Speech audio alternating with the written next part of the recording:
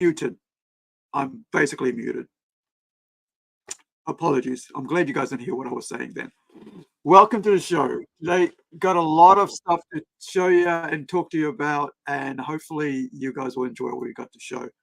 There is some amazing stuff that's been handed in over the last week or so that I've been behind in. Didn't want to come on and do a live stream because I like to do long live streams, talk about a lot of stuff and get stuff, like a week's worth of stuff off my chest about what we're doing. That way that then I can go back and work for entire 7 days, whatever's remaining, and then just work.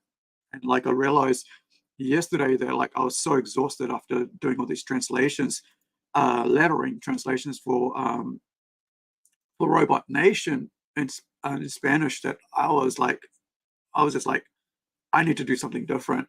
So what I did was I went over and started playing around with let me just show you. I started playing around with this logo design because I realized when I got to the bottom of the letters page, which basically is kind of like a promotion page, also with kind of shows you where we're at, where we've come from, and where we're going. And I got to the bottom here, and I realized that what I was showing was what actually happened was that issue 2 has changed now. By the time when I did this was like about Christmas. Issue 2 is now about Fang and Fur, about a totally different story, whereas issue 3 is about the trench. What's it, trench? It's like it's basically it's like a husband and wife bounty hunter team that hunts down, brings in renegade, biomechanical cyborg robots, who've gone off the track, or are criminals, or whatever the situation is. And so I realized that what I had here wasn't what we're going to be doing in issue 2. So I had to go away. I mean, like yesterday, I just went, I went back and went, wait, hold on, I can't translate this into that, because as you can see here, like everything else is translated, and this is the last page, right? And I'm like, I'm going to have to do something about this, because this isn't what this is for issue 2, it's issue 3. So what I then went and did was, let me see, I thought I had it open, but let me bring it up. So this should be it. Robot Nation Volume 1, issue 2. I think this is the page here, or is it going to open up the entire thing? And so this is the characters that are from Fang and Fur, which is a second issue story, right? So because in each of our Robot Nations, a standalone comic book, right? We are going to have like little standalone stories, like 6 to 12 pages, that tie into the Robot Nation, or even like that tie into the other stories that other people I'm going to ask, hey, would you be interested in doing? And already friends of mine have already said, hey, I would like to do a story, a long form story, and another one said, hey, I would love to do a Robot Nation story. And how they do it is up to them, right? Because that's the whole idea of being able to allow people to work in this universe. And so I'm like, I need to do a really good, as I mentioned the other week, I need to do a really good, tight enough roundabout, what would you call, like a world, outline of this series, right? Like the Robot Nation thing, world. And then I can go, here you go, guys. Whoever wants to put their hand up and do it, here's your 6 to 12 pages, right? You decide you want to do a 12-page story or a 6-page story. And then the rest will be like a 30, 40-page story. And that's where the Bounty Hunter in issue 3 will come in, and issue 2 will have Fang and Fur. And I'm also going to show you a bit of work from the page from Fang and Fur for the issue 1 opening, right? For issue 2, sorry, the first page of issue 2. But before I do that, I want to show you what I was working on. And this is, so I put this up yesterday. Let me get rid of these two, because that one, because I went online yesterday, and I said afterwards, right, I was on a live stream for a bit, and then I went online, and I spent a couple hours doing this, and I put it up on Facebook to my friends, and about 4 of my artist friends went, okay, this. I said, which one do you reckon? And they gave me some good criticism and critique about this, and I'm like, yeah, I get it. And so I went, and they were really good. I mean, not what I don't mean like they were really good. in the sense of like they had good ideas about that, and that makes it really good. Because when you're doing critiques, you want people to actually give you good ideas and stuff, right? And so I then, because this is for issue 2, and one thing I've noticed was in issue 1, because I already had a Robot Nation uh, title page for that, I didn't go and do another logo for a Robot Nation story. And then also there's Bobo, right? So I did this five designs here, and I put that up, and those, and I'll go through the the ideas behind this as well, about how the remarks about that and what I went back and rechanged them. And so far, because you can see like it's it kind of like each one you'll see straight away kind of denotes to what they're saying as well, which is, I'm going to let you have a look at this, and then we're going to have a look at the actual criticism about this. Criticism, kind of criticism is a negative thing to it, so critiques are like, a positive thing. And I mean, one thing you get taught when you're at whatever art school you go to, that hey, this is what critiques are and this is what criticism is. And I enjoy critiques, right? So one of the things I should have done was like ask for that early, but that's why I did this with this one. I was like, hey, I need information early for this one, right? Because sometimes I run ahead of myself, and I have to go back and redo stuff. And like with Incredible, right? Our comic Incredible took maybe about 10 years before I was happy with the logo, and redid a lot of stuff, like seriously, a lot of work. Redesigned the costume, redesigned maybe I think 3-4 times the costume, and then redesigned the logo at least about 10 times until I was happy with it. So you know, here's what the last the last two I ended up with. This is G and H, because F, I decided I don't like F, which was this one here. I kind of thought like the red standing out like that didn't really work for me in the end with the N. And then I just thought, well, this is kind of like a sci-fi story. Excuse me, sci-fi story. So why not have something a bit more like, sci-fi, and not geared more towards horror, even though it's a sci-fi horror story, right? Because most of the stories in Robot Nation, and we're going to look at that at the moment, which is on Kickstarter right now. And of course, thank you if you're watching. Thank you for hanging out with me today. And I'll look at your chat. And hey, I welcome conversations in the chat. I think it's pretty cool. That's why I like doing live, because I like to have people watch and interact with the people that are watching, because otherwise I'm just waffling on and not really, wondering, if anybody's actually going to pay notice of what I'm talking about. Not only that, it's kind of boring, I think, just talking and there's nobody watching, because I'm just like mouthing off. Like, I don't like to hear myself, even though we do like 3-hour live streams. And that's the reason for the live streams. It's like I can come on here and go, I feel good today, and now I can settle down and talk to you guys and let's interact. Otherwise, I'm just like slogging away, and stuff. So thank you for hanging out with me today. And if you're watching on Twitter, Facebook, or or YouTube right here, thank you for watching. Please hit that subscribe button. I could really appreciate, I would really appreciate more subscribers to build this channel up, because I haven't paid attention to this channel for ages.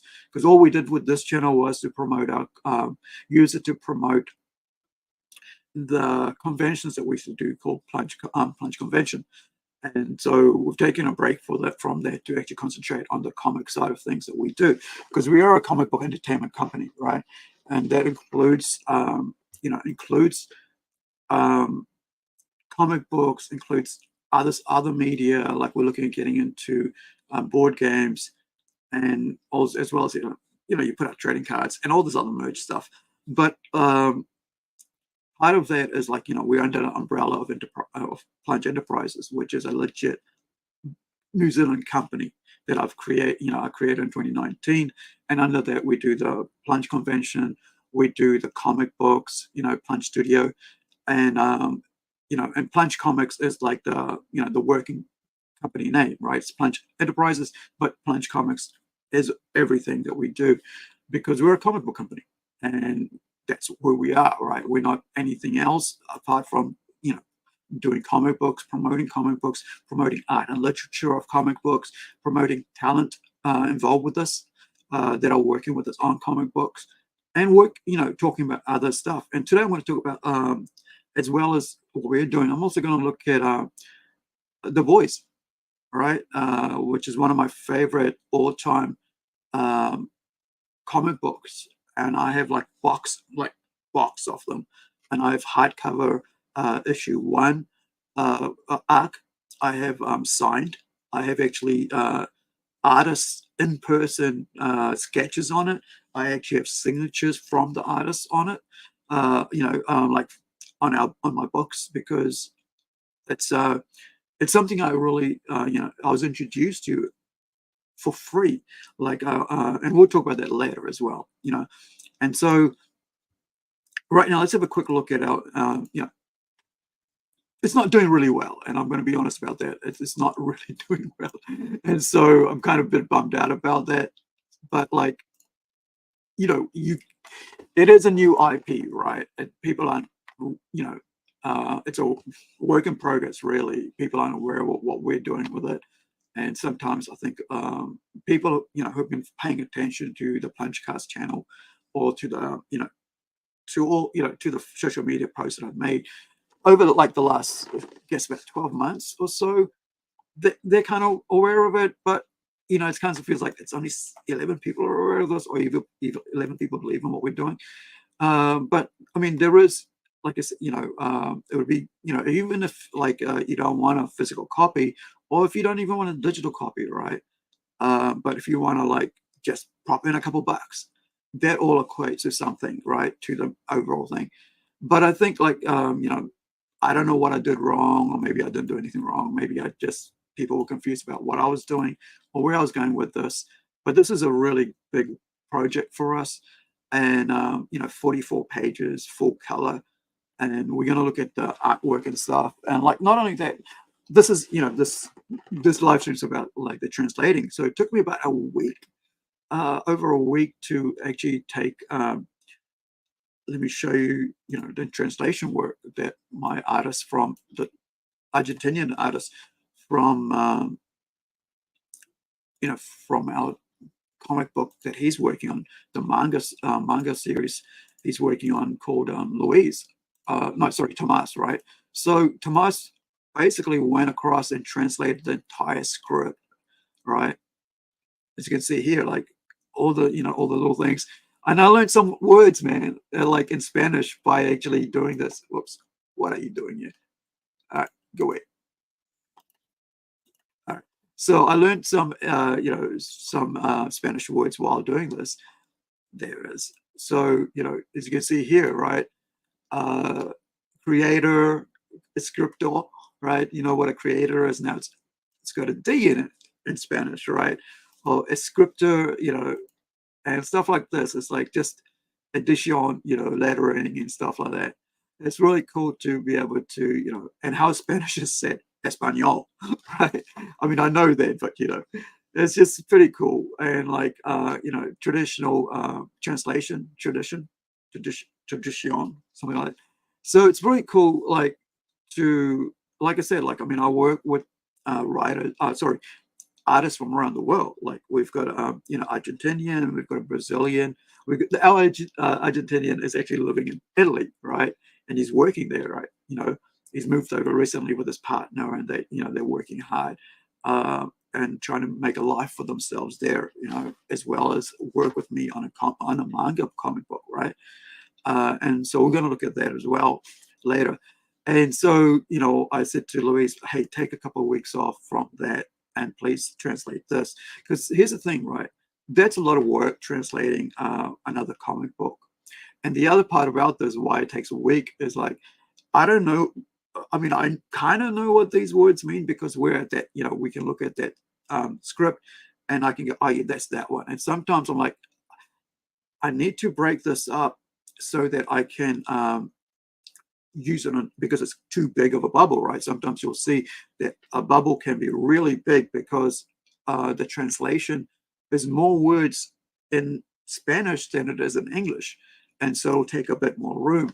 And And that's something that, I'm going to have to look at later in issues where I actually spread it out a bit more, because so that allows for, if we go on and do more translated works. The reason I decided to do this as a translated first issue is just to show people, right, that we are working with amazing artists who actually are not just there to do art. They can do other things. They have talents in other things, right? And so, and I'm keen on promoting my artists more, than I guess somebody else might. But and I love it when I see people promoting other people's work, and that's someone that I've always been keen on. And the reason for that is that I think, as a fan, I want to see more work of other people. And so I want to see other people get introduced to what I'm into, right? And we'll look at that more about that with like the boys thing later, right? So it was, this is like about what, 63 pages of translations for a 42 page comic book, right?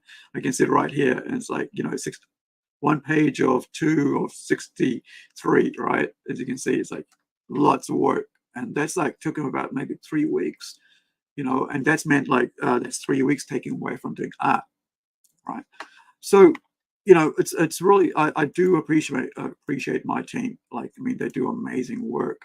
And talking about Tomas, let me just show you this. All right, so this is one of our characters, Amber, from the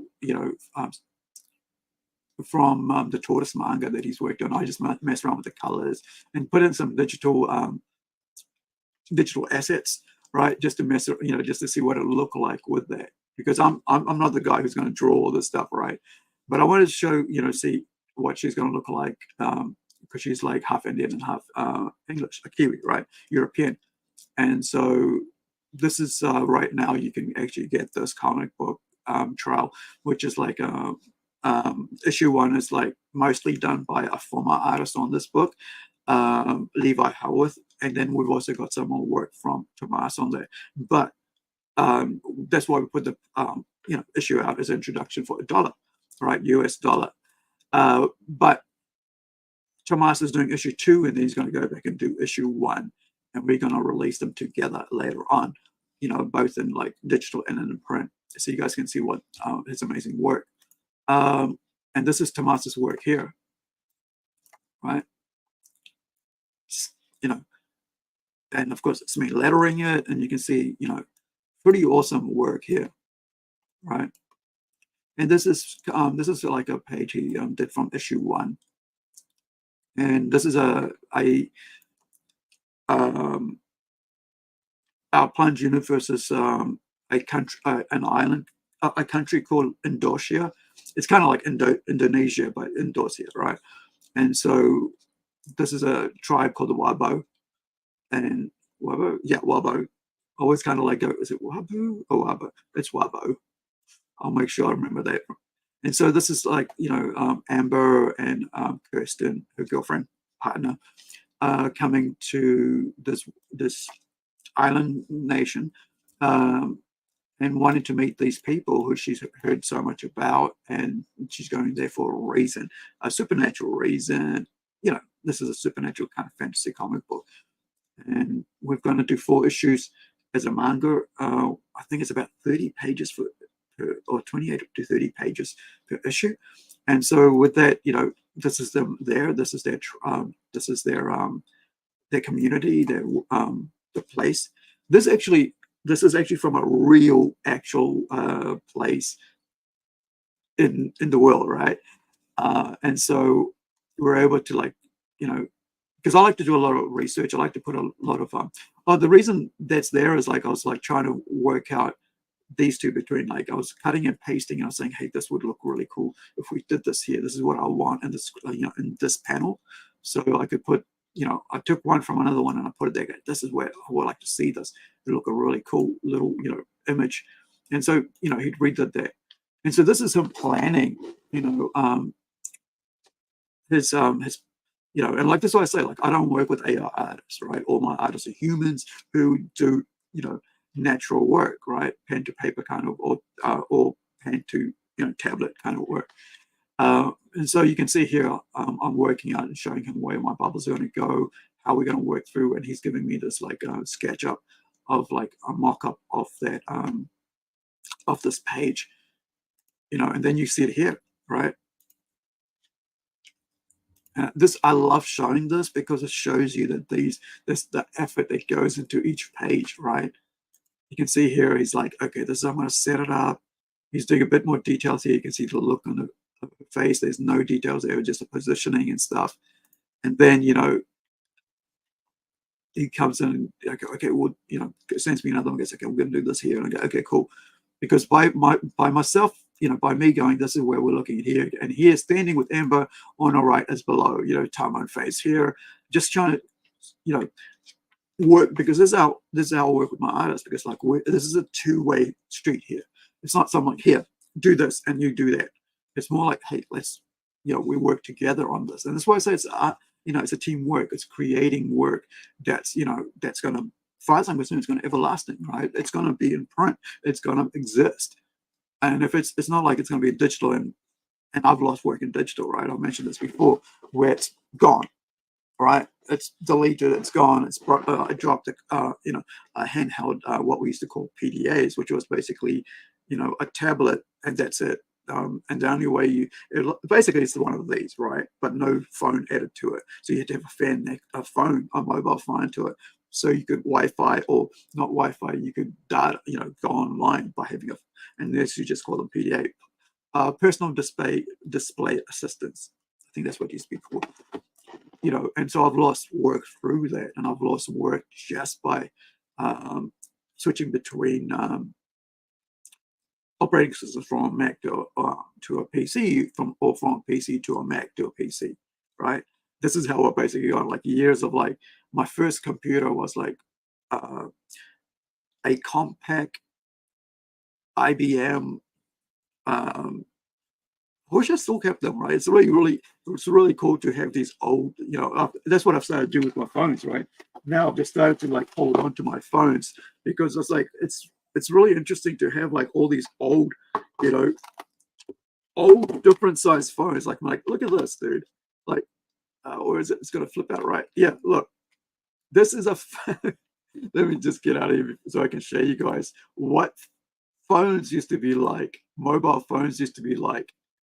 And a lot of people, especially in the last 20 years, have no idea. And because they were little babies until then. But this is a what is this? This is a Panasonic. Right, you can see the speaker thing in the back, and it holds the, oh yeah, and you can see like the rubber, right, the latex, whatever. It's like aging, like moisture, just like aging, right? And then you've got the camera, watching, and it's like, oh, we can take like, it's behaving like a handheld camera, and this is a 3 megapixel. Can you imagine that? A 3 megapixel, and it cost me around about, I think we bought two, so it cost about $1,000, and that was in like about 2004, if I remember right. And we had to take a loan from a bank to buy this. I think my ex-wife and I, and so she got one and I got one, and I'm so glad I kept this, because this is just fantastic, right? I was going to give it to one of my nieces and say, hey, you could have that phone. And then I got this given to me by one of my cousins in Fiji for a holiday, like around about 2010 or something, maybe even earlier than that. And and this is a 8 gigabyte. Can you imagine? Right now I have a 16, maybe 126 gigabyte memory chip in this, plus whatever else it came with, right? But here, this is a 8 gigabyte, like gig memory, right? And that's like supposed to be amazing. But look at the size of that, right? And one of the things was like, I kept going smaller, because like, so I could like and then because it's easier for your pocket, right? But then you look at this, and you look at the size of that, like, that's how big this thing is. This is a A11, or is it an A12, or is it A13? I think it might be A13. Was it Google or Android, right? Whatever it's called, Samsung. So I've kind of like stayed quite closely with Samsung. I think I went into this with Samsung, and this is from about 2019, maybe 2018. Yeah, I had this for a few years. I might have got it in about 2014. And then, then I'll put another one there. And then I went to this. So you can see, right? Phones are getting bigger, right? And they're not only that, they're actually getting even worse, right? It's like double phones now. But oh, here's another one, right? This is a Motorola Blur, right? So you can flip it out. You know, you can see like it just needs a bit of cleanup because moisture gets on the screen and just is there with a bit of moss. So I started, putting into this bag that's actually houses, it's from like the Logitech camera webcam they give you, and then they give you one of these so you can carry around it, so it's not like it doesn't get dust and stuff.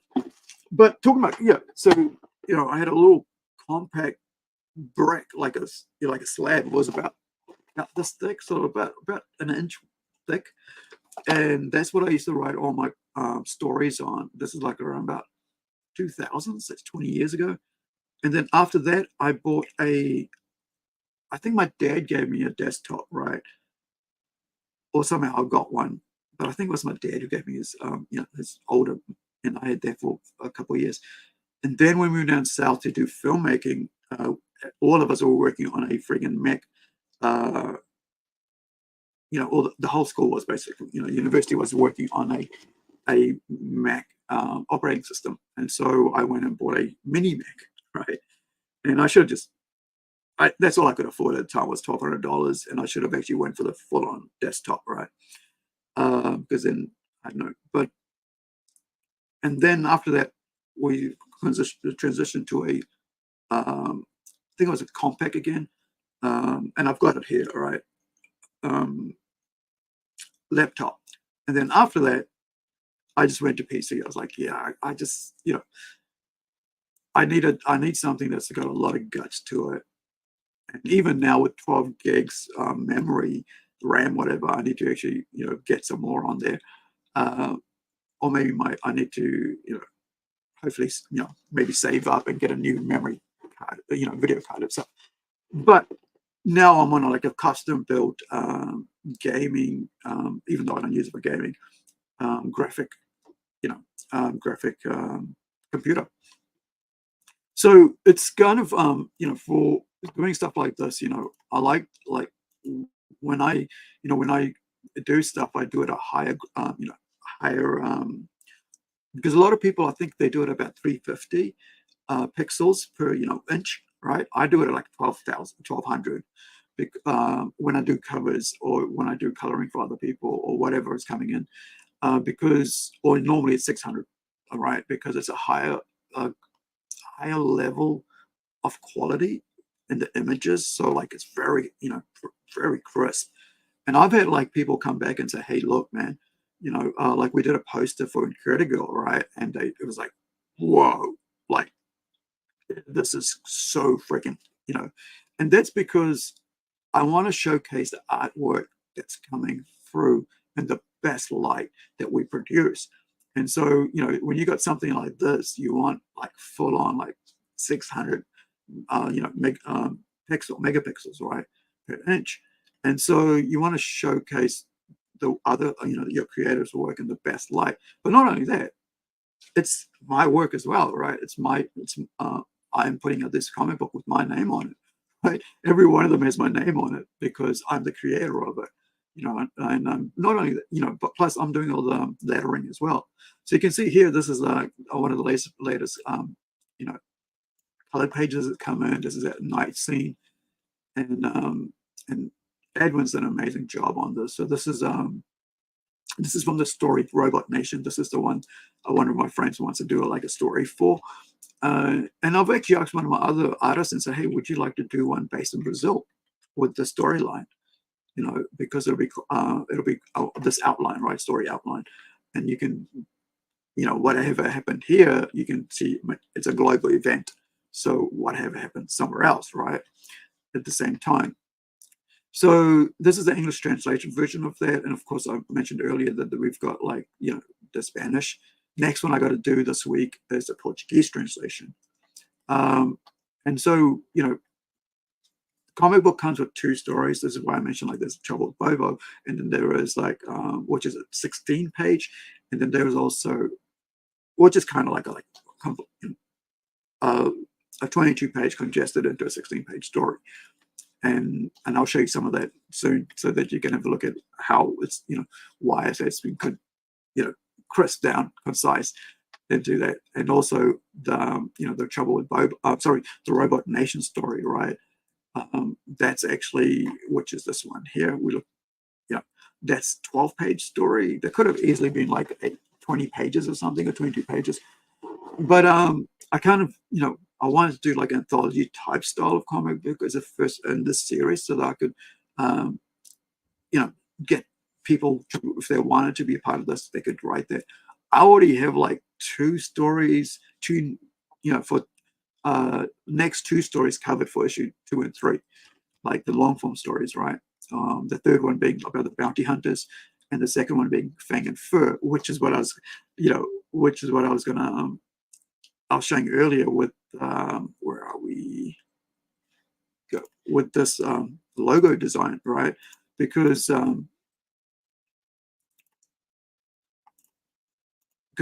that's what Fang and Fur is for, and that's what I mentioned. Like here, where are we? Is it for? No, we'll get to that in a second. Let me move away from that. There it is. So yeah, so this is what I was saying about how like I need to do a logo for this because we've got a logo for everything else. And talking about logos, right?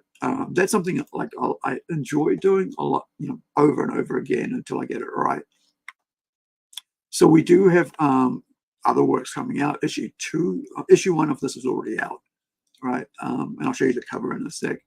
And then also, we've got a free web comic that you can go and read right now, well, afterwards, right, at plungecomics.com. It's called PJ and Shibi. This is about like anthropomorphic animals, minus cats and dogs, right? They don't exist in this world. It's kind of like more of a wild animal type thing. Rabbits, you could look, are considered wild animals in this world. So it's kind of like it's like a satire, political satire comedy thing about a family of like bears, right? You got PJ, you got Shibi, his daughter, and you got Melina, his wife, right? And so he's a polar bear, she's a grizzly bear, and then she's a cross between the two, right? Mix up the two, I should say, not cross. And then you've got, like I was mentioned here earlier with the tortoise, and we've got the next project we've got coming up, which is being inked right now, and we're getting the we've just secured a colorist for. Is a horror NC-17 R-rated, like very mature comic book with nudity, with like with horror scenes, torture scenes, and all that, because it's heaven and hell, and it's hell, and it's about a very hardcore subjects, and so we want to do that, but fun, 6 issue series. And the good thing about like the awesome thing about this series is like every issue A cover, right? All the 6 issue A covers, they're all interlocking. So I kind of wanted to do something special for each time we put something out. So like Robot Nation, it's a one-shot storybooks, right? With the Tortoise, it's a manga. With Templeton, with Rise and Fall, it's all interlocking first covers, all right? And then also, of course, we've got this one here called Alienated Alliance. We've got, I think, it needs to be inked, entire first issue done, apart from a couple pages. There's a couple pages missed, but we kind of like, and then we kind of also had a change in like artists on that as well, which is why it's taken forever. So Alienated Alliance is like a sci-fi superhero comic book for mature readers, right? And it's very different in the sense of what's out there. It's something like I'm always trying to challenge myself on the stories I write, right? Because I want to be able to bring something new. There's nothing worse than seeing the same old, And so I try, like we're saying here, right? With you got something fun as a webtoon, web comic, people to read for free, right? Which I work with the Constantino Picture Sellers, on. And so, we basically, that's something that's was done for fun, some sort of like humor, political piece, satire, from animals, and like kind of like what's going on. So, I we got about 17 tunes done, and they're done as like 3-panel comic strips, and 17 stories, I should say, done as that. And then I got to bring in, you know, write a bit more. We had a friend of ours, Michael Mead, do a couple, and so we're going to put that out as well soon. But I wanted to put them out as a lump thing, right? Have them all ready to go, and then release them like on a weekly post uploads. So yeah, so back to this thing, right? So we had this is from Fang and Fur. This is lead characters. Um, and, this is Ruth and Fang, and it's basically the story there is, and I will show you now.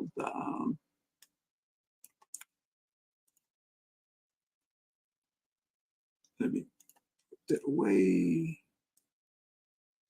Go there. Moving over to there. This is the opening page to issue 2.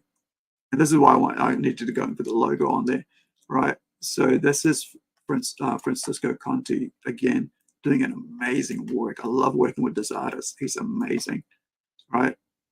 This is this is like way back, 1,000 years in the future, right? Was 1,050 years in the future, something like that, 60. And so the Milky Way galaxy, and you've got a ship, there's a huge storyline with this, right? And the backstory and stuff. And the idea here is that there are a whole bunch of stuff's happened on Earth, and this is a ship that's leaving New Zealand. And there's a lot of background stories and stuff, and and as you can see here, right, after 50 years of war, 50 years of war had forced New Zealand's North Island to become a haven for those in the South Pacific. This was due to the tsunami and hydrogen bombs, which had wiped out the islands as well as its southern island. So it's saying like the North Island, New Zealand, you got the South and North, and then you got Stewart Island, right, which everybody forgets about because it's just there. But it is still part of us. But so the North and South Island, right? And so basically the South Island's gone, and everybody in the South Pacific, their island's underwater. And now the only people that remained, this is kind of a storyline for real life, right? A real world thing. There is like in New Zealand, there's more Pacific Islanders in New Zealand alone than there are in the Pacific Islands, right? Per capita, right? And so this is the idea behind it, that all these people were here and they survived because they were here. And because after the hydrogen bombs went off, what happened was that those islands got wiped out and basically went underwater.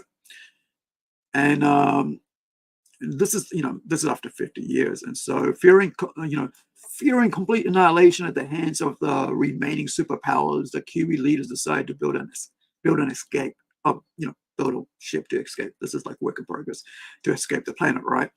And so now you have this huge mothership they built, like a friggin' out there, right? And so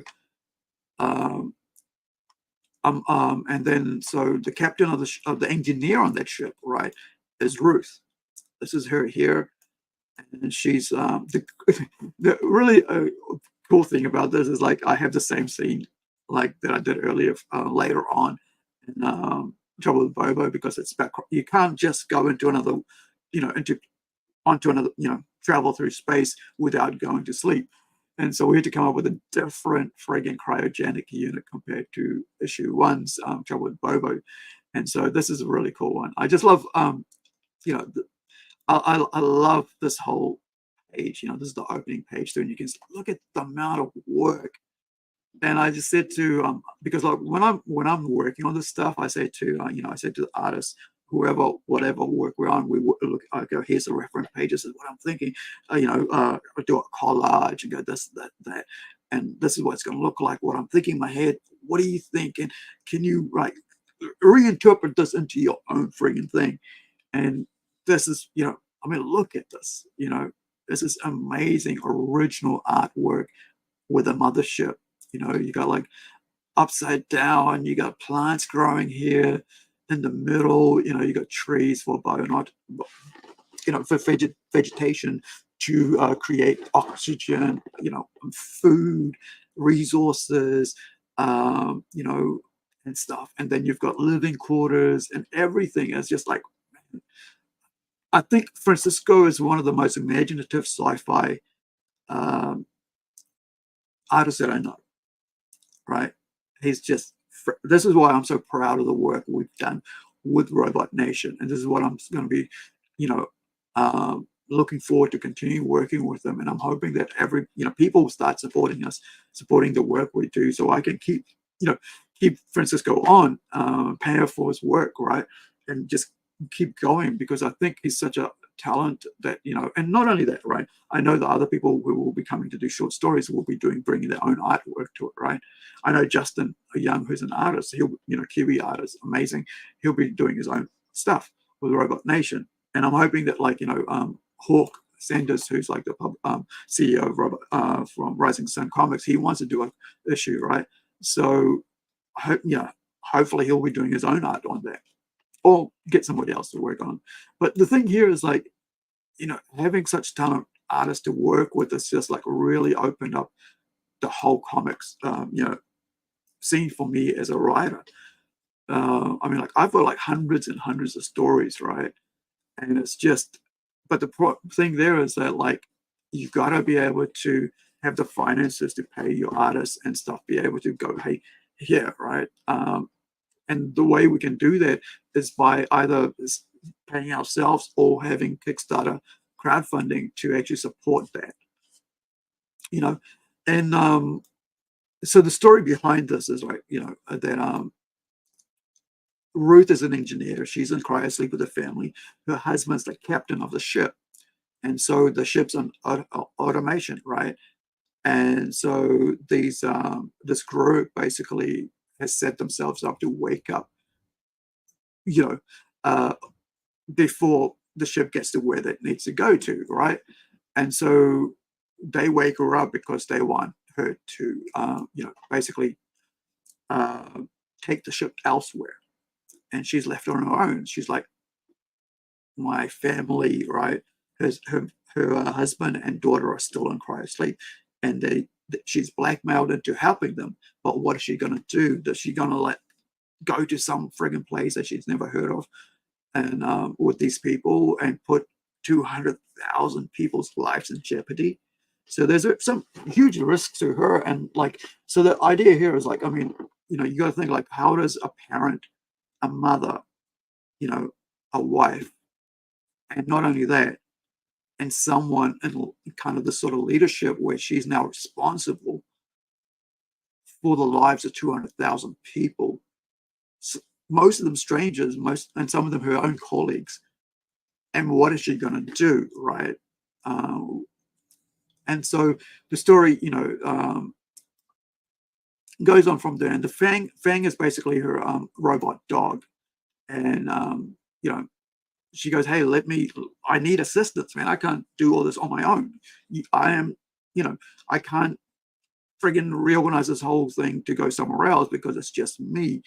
I need some help. And so she's allowed to awake the dog, right? And so with that, she's able to, have Fang, which is what they call it, a robot dog, wake up, basically, get up, switched on, right? Not wake up, switched on. And so he's able to go and help her with that. And what happens, right? This is a 40-page story, and then you've got a 12-page backup, standalone. Both of these stories are standalone. A backup story, which is kind of a couple, husband and wife who work at the same robot manufacturing company, right?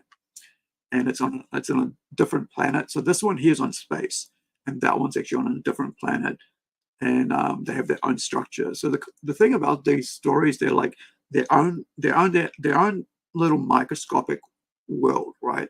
And each one of them can in time you could like expand into something more.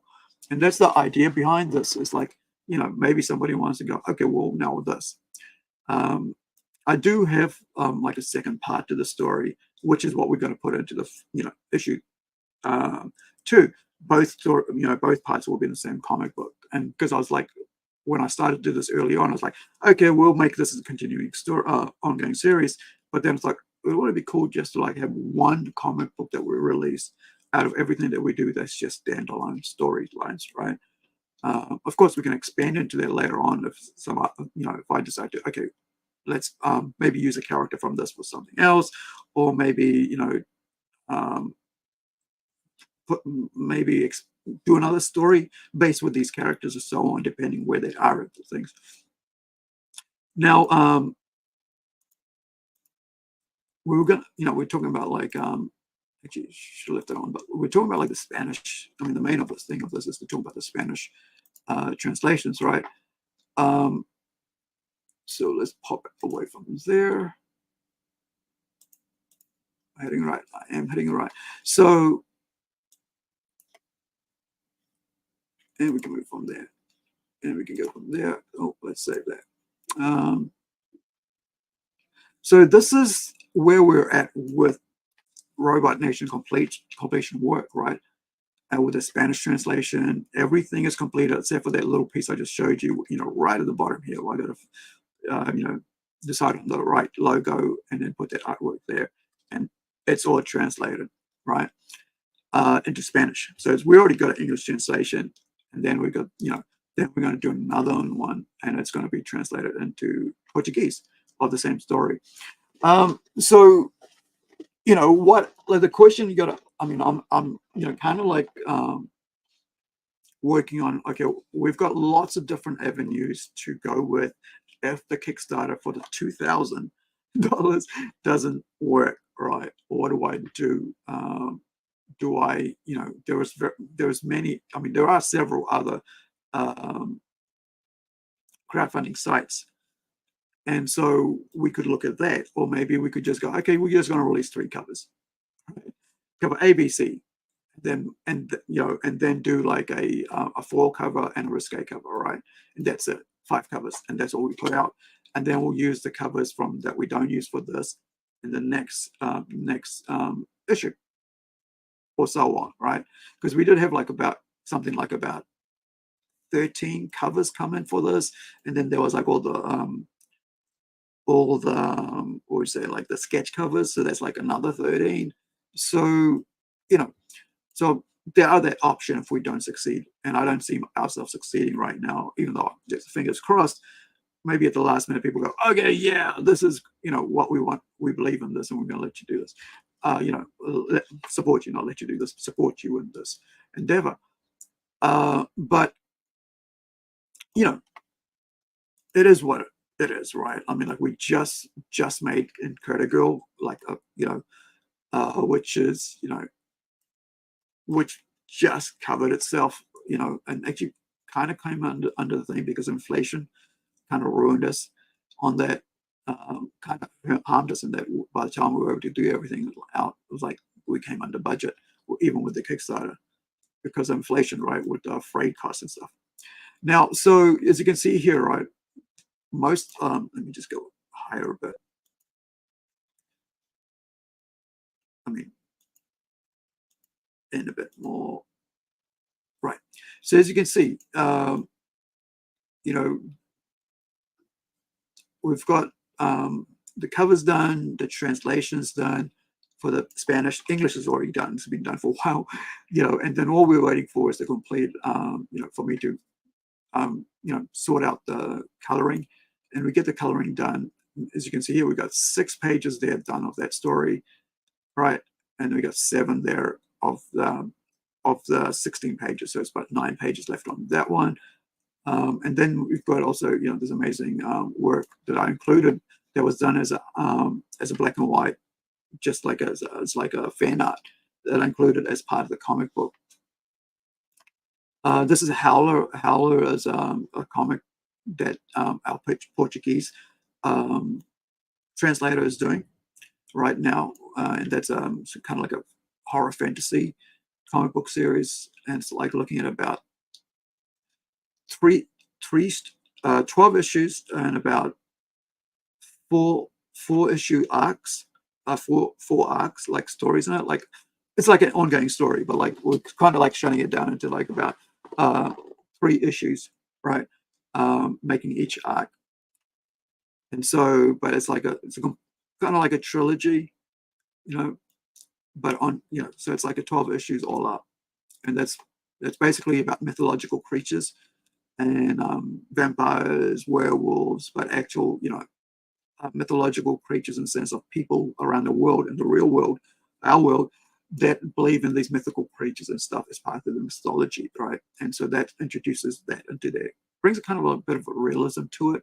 We change slightly, but but not no, actually, we don't change the character creatures. We just make them a bit more, edible for what we're doing. And then you've got here, there's the Robot Nation, Nashi on Robot, and then we've got one of the pages done here, and then we've got another 4 done here. We've got 6, so 7 pages done there of the colors, right? As you can see here. And this is basically why we wanted to, why I decided, like, it would be cool to just leave this as a mature reader's comic book, because, it can be a bit full on, and especially in upcoming issues, there are some really full on things that happen in some of some of the stories. And I just thought, it's better to keep it out of hand of the kids, right? And so, like stuff like this here, it gets a bit crazy. Where are we? Yeah, like that. I just thought that was a bit too much for kids, right? And so, or for I don't even want teenagers looking at some of the stuff. But that's just me, right? Um, and so this is the cover for issue 1 of Critical that we did Kickstarter for last year. We're going to be releasing it online soon.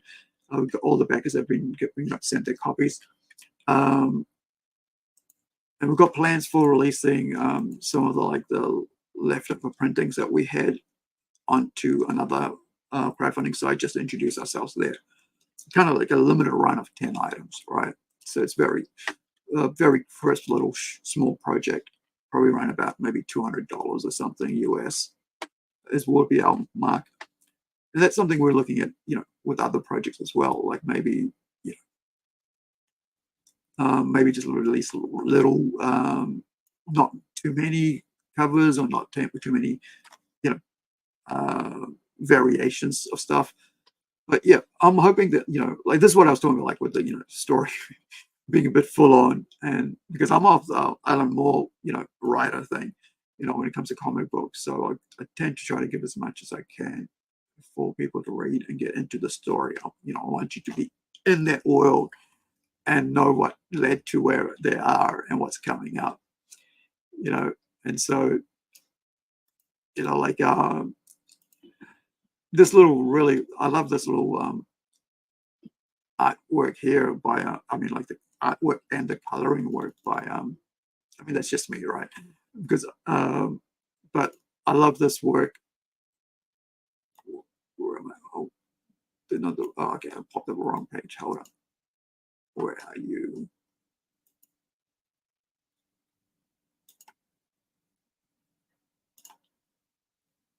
There it is. Like this is, her helmet. This is Suman's helmet, and she's like, talking to a computer and stuff, and the onboard computer on the ship, and you can see this helmet, the way it's beautiful. If you're ready, you can see what she's talking about. But like her helmet's like this, and she's like looking, and then helmet's talking back, and then nada, Suman, right?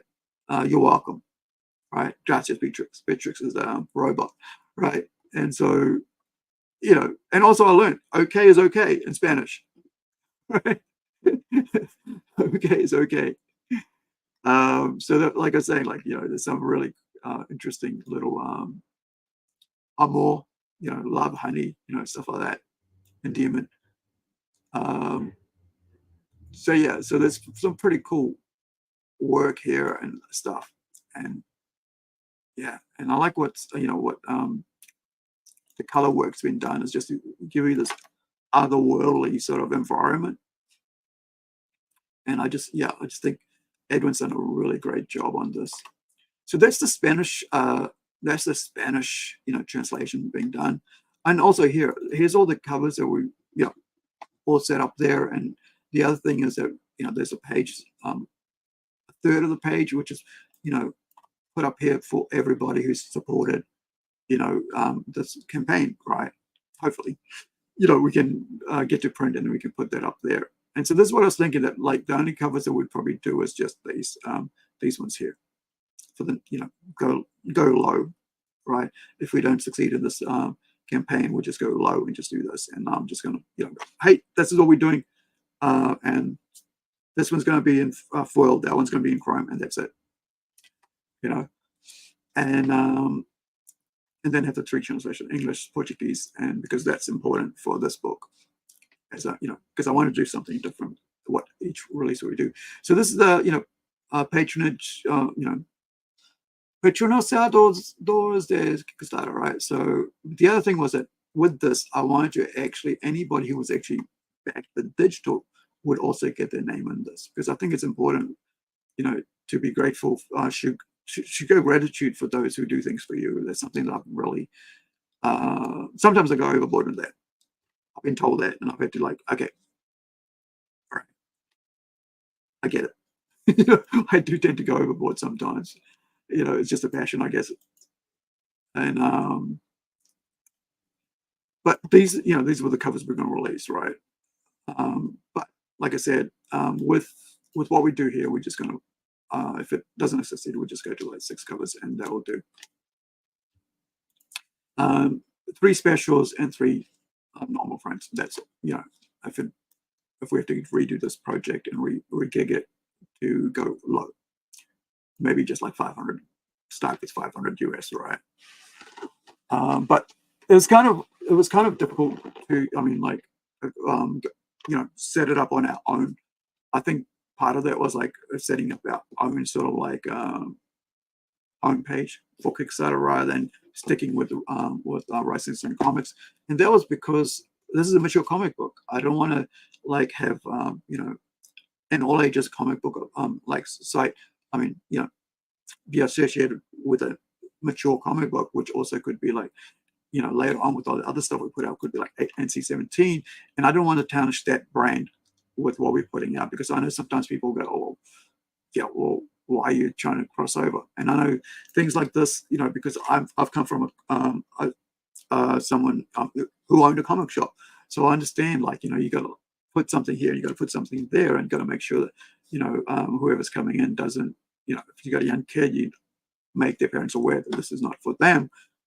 I've had situations where the parents go, no, we know, but he's been reading that stuff for ages. He is okay with that, and we're okay with that, because he is more mature than his age, which is because not every child is at the same level of intellect, or even the same level of understanding, right, or whatever it is. I know I've got nieces and nephews who are being raised to be more very maturely, right, and I could go, well, yeah, and then I'll go, no, they're all right, they understand, they're fine. And I think that's one of the things as parents, a lot of people just look at, hey, Nathaniel, I missed this morning, man. I was asleep. I woke up around about an hour after by a phone call. So thank you for hanging out. And I was kind of bummed, but I saw that later I was like, yeah. Do check out Nathaniel's site. I'm actually going to show you what I'm his page, because Nathaniel is he's got an event on, and that's one of the reasons I was going to do this earlier, because let me get to Nathaniel. Why isn't it coming up straight away?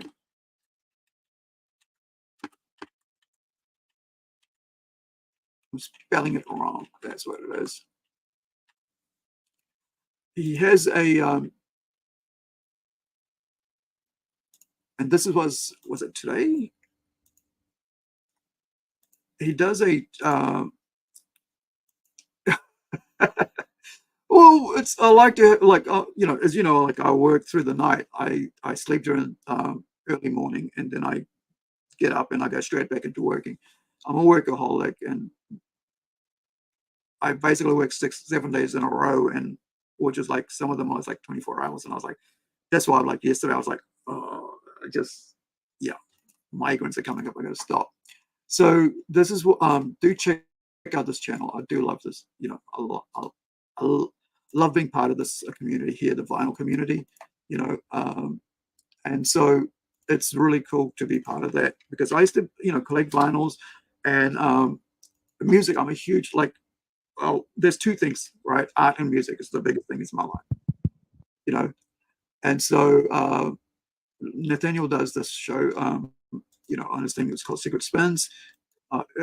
Around about midday. Today is the 9th for me, so it's 8. Right, it was this morning over in the US.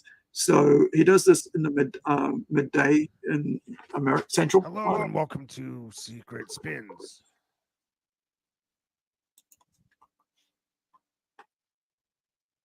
So if you like, Secret Spin is Mirage by Smegma. Aren't you so glad that we do these secret spins over the lunch hour? So you can get appetized. So Smegma, I got told what Smegma was a couple of years ago during a friggin' Cards for Humanity thing. And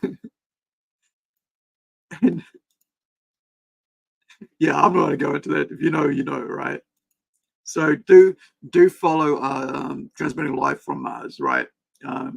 He's an awesome guy. He's really supportive of what we're doing, and it's just great to meet some really amazing people in that community who hang out. Like that's the only it's weird because like without Nathaniel, connecting over internet with me on our channel on Planchcast, I would have no clue about that community. And to see all those amazing people there, they're really cool. There's a guy named Dave, and I'm always like, Dave, because my brothers are like my youngest brother. I've got 3 of them.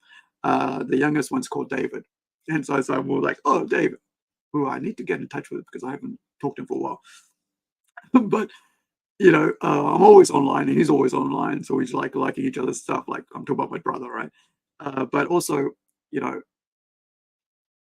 I think that's another thing that we get used to with social media is that we don't talk in person enough anymore, and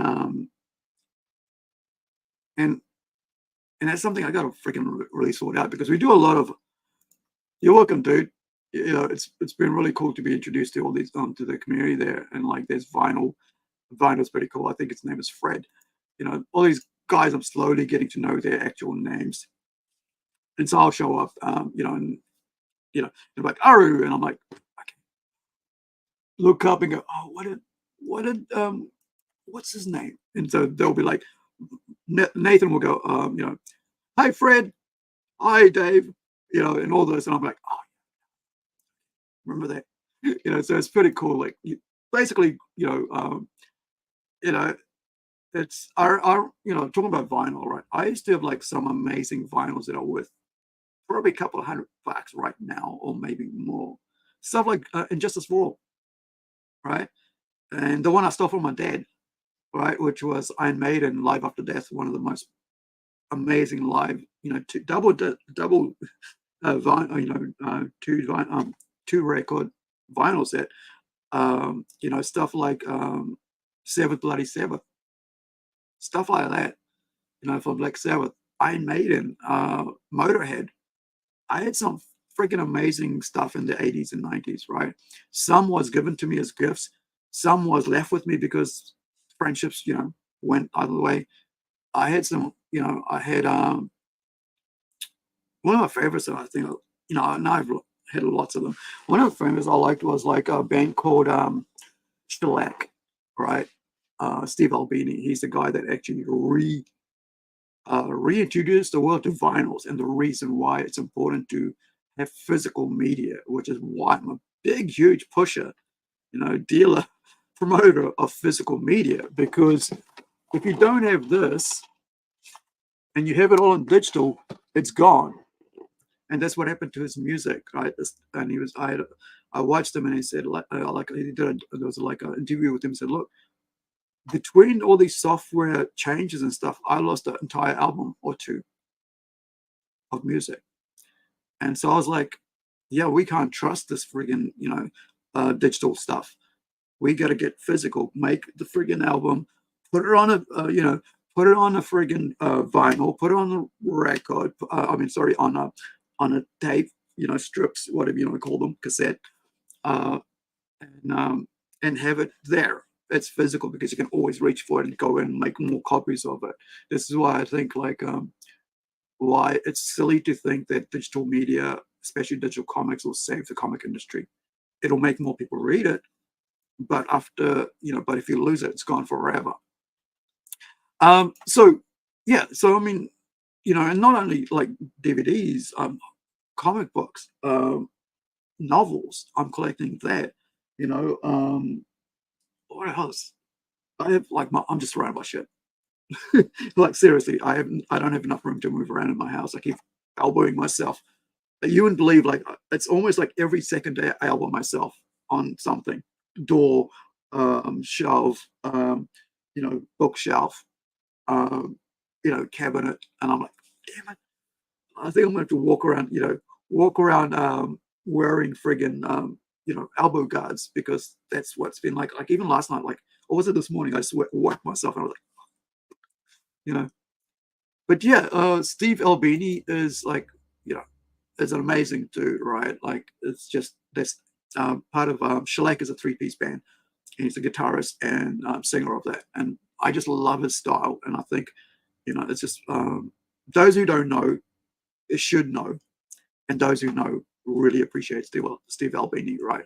He's been in so many amazing stuff. Now, wasn't he, Nathaniel? Wasn't he in Black Flag? I know there was like Ape Man, right? Minus the R, including the R, so I'm just going to call it Ape Man. He wasn't. That's his other band stuff. So there's done a lot of stuff right there. And I had the Brown album, which that was left with me from one of my friends, and I lost it. I lost like tens of thousands of dollars of music, and that's just music.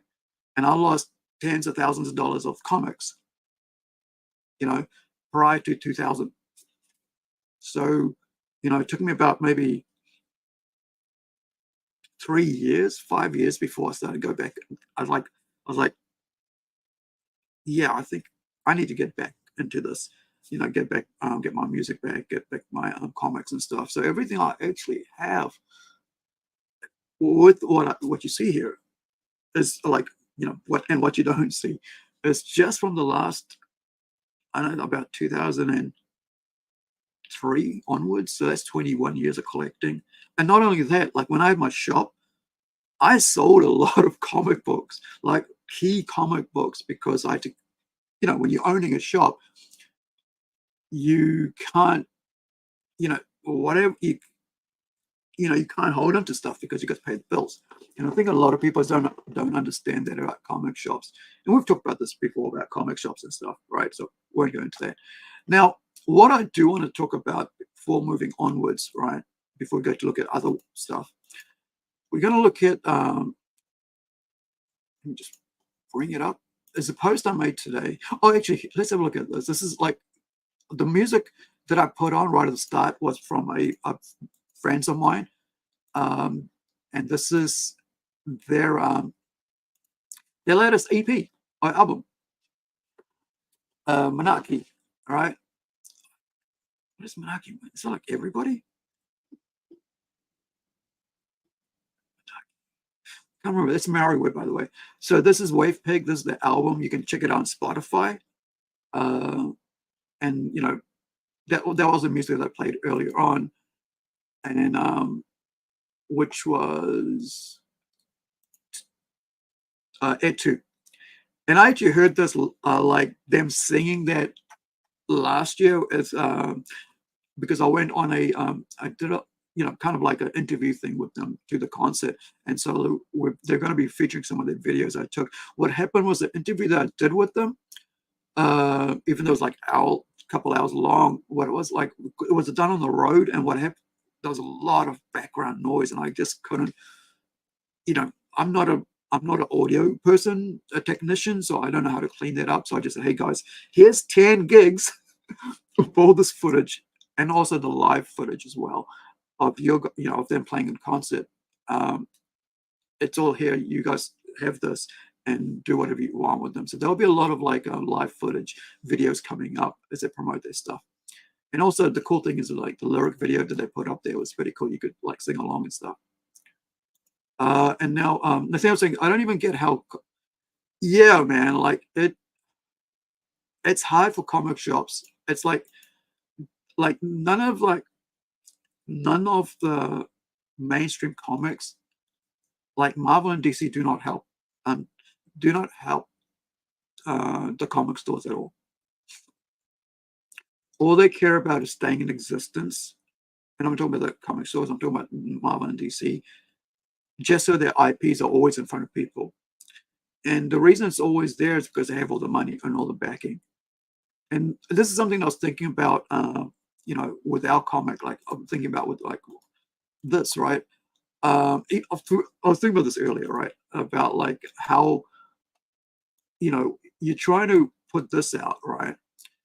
And you're slowly getting it wrong and you're slowly getting it right and you don't know if it's going to work and if you don't know what will people do, and you're very and what you're limited by is money, right? and and this is why I don't like the big five, which I consider to be like Dynamite, Dark Horse, Image Comics, Marvel, and DC on Kickstarter or crowdfunding sites, because they have all that money. They have millions and millions and millions of dollars on something, Marvel and DC $1 billion backing their projects. Yet someone like me who basically works with, it's got to pay for it myself, right? Or with the limited budget I'm on a set budget every week, so I can't go and work more hours and get like overtime and get something else. Which is coming to a point where I'm starting to decide, like, I think I should start selling some stuff, comics off that I have, right?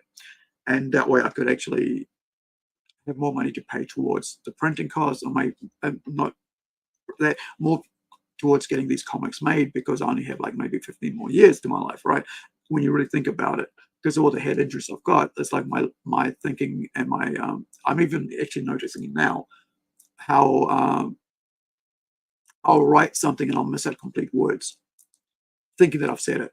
Even when I'm in chat, like on other people's things, like, didn't I just write that? And there's like typos, apologies, typos, apologies. So my brain's not really doing really well. So I reckon about maybe 10, 15 years is all I got. So in that time, I might have to basically go, you know what?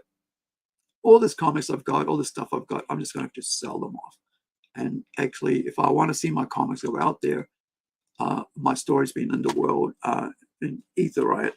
And, around the world, whatever, like my art is already, right? I have art everywhere around the world, like in so many different places. I don't, people have come and bought it and taken it overseas, or given it to friends and friends and friends, and like, and sent it over as gifts. I remember one of my t-shirts back in from 2000s was sent over to England, right, as a gift. And so, and people have bought works of mine that's all over the place that I never met.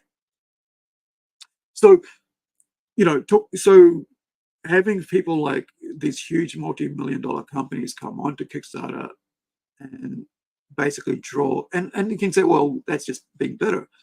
But it's also the whole idea of Kickstarter is to go, hey, you know what? Let's get these people who don't have the resources, help them kickstart what their projects, right? Kickstart their music, right? Uh,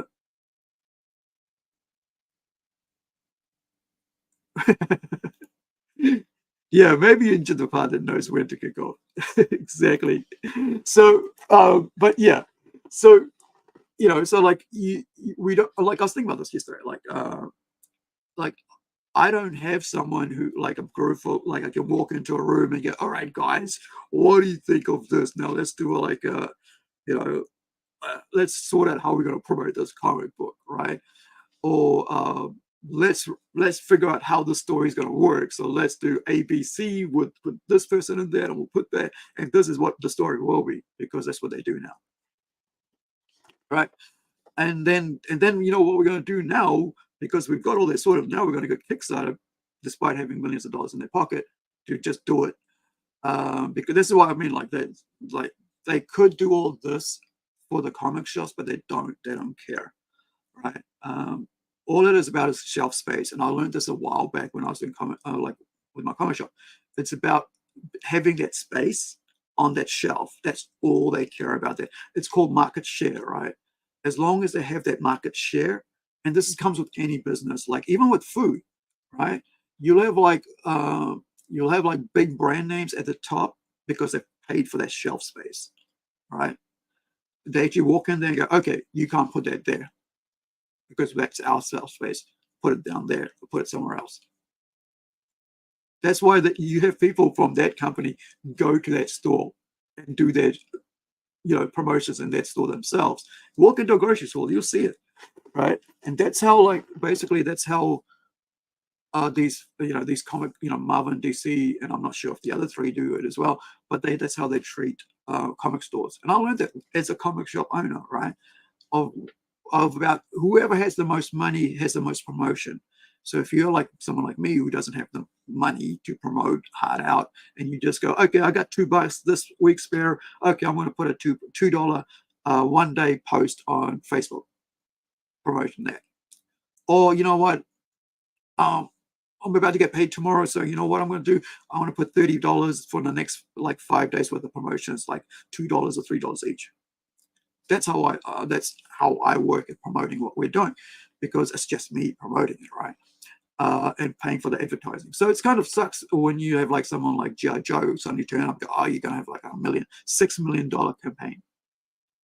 And then I'm going to like, wait. And then, there is a thing where you go, okay, well, there's $6 million that would have never come to me anyway because I don't do G.I. Joe. But then why isn't that G.I. Joe comic in the bookshops, in the comic shops, in the marketplace, on Amazon, right? In New Zealand, we've got Woodcalls, right? Or wherever else, right? Why is it on Kickstarter? Well, the reason for that is because they know the audience is on Kickstarter, because the audience isn't in the comic shops anymore because they ruined it, right?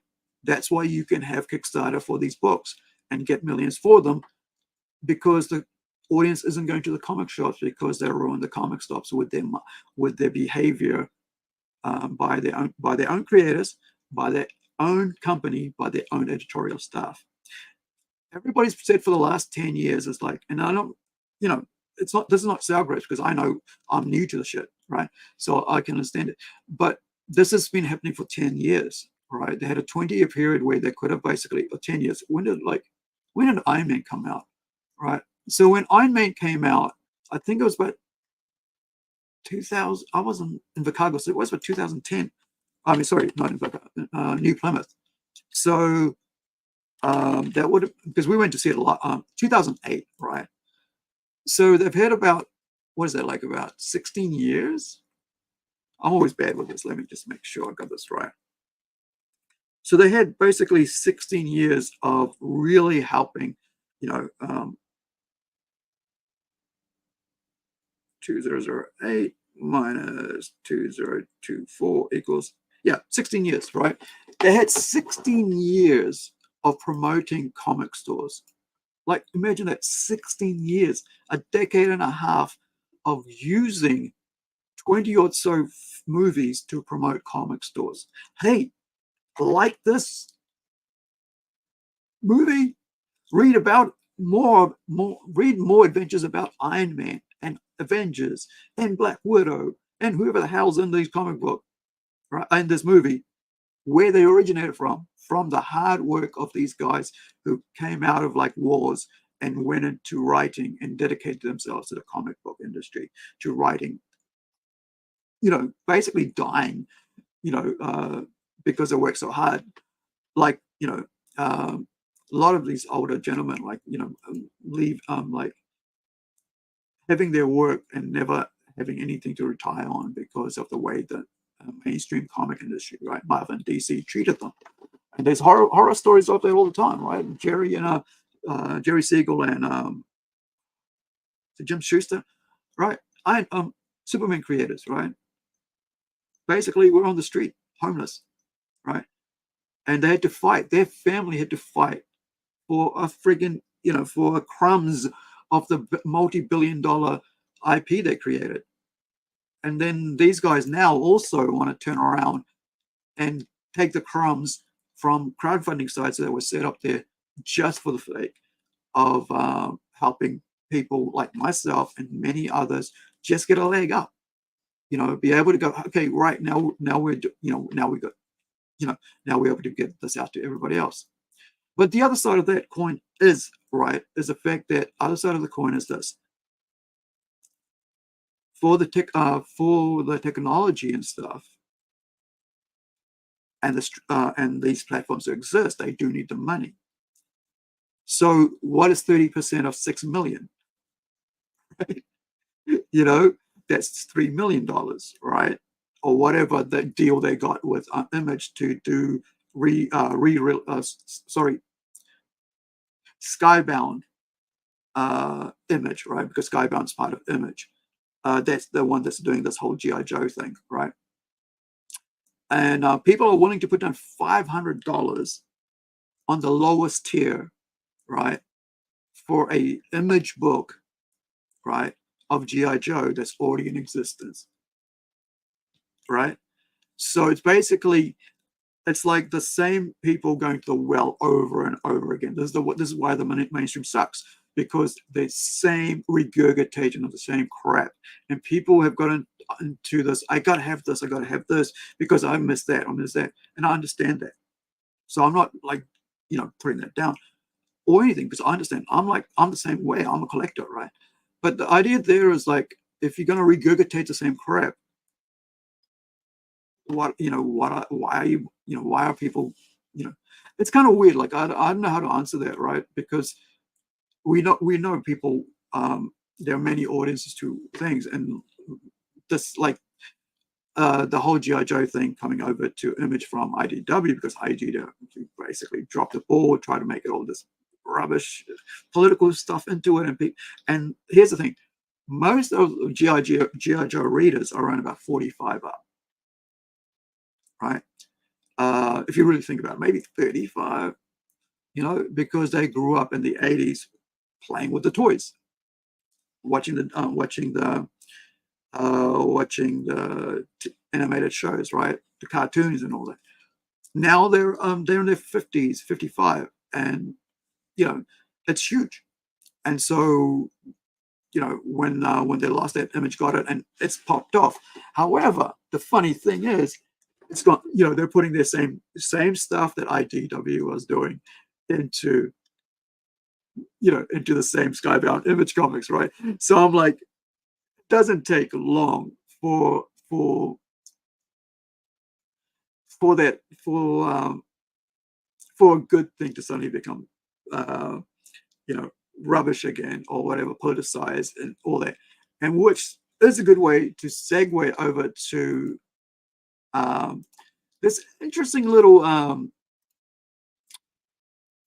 article, right, from Forbes, the money people, like the money website, about the boys.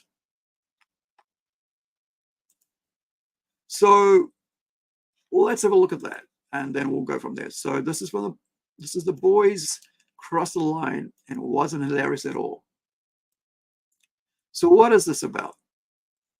And this is something I'm like, I have a beef in, I guess, about, in the sense that, like, it's okay to, and this is good to do with comics, so not getting political here or anything like that, right? Because I just don't care for that on this channel. Plungecast is in that, and Plungecast will probably hopefully come back in a couple of weeks. So we'll talk about that there. But this is interesting in the sense of like, a couple of years ago when they said they were going to do this, like do a live action of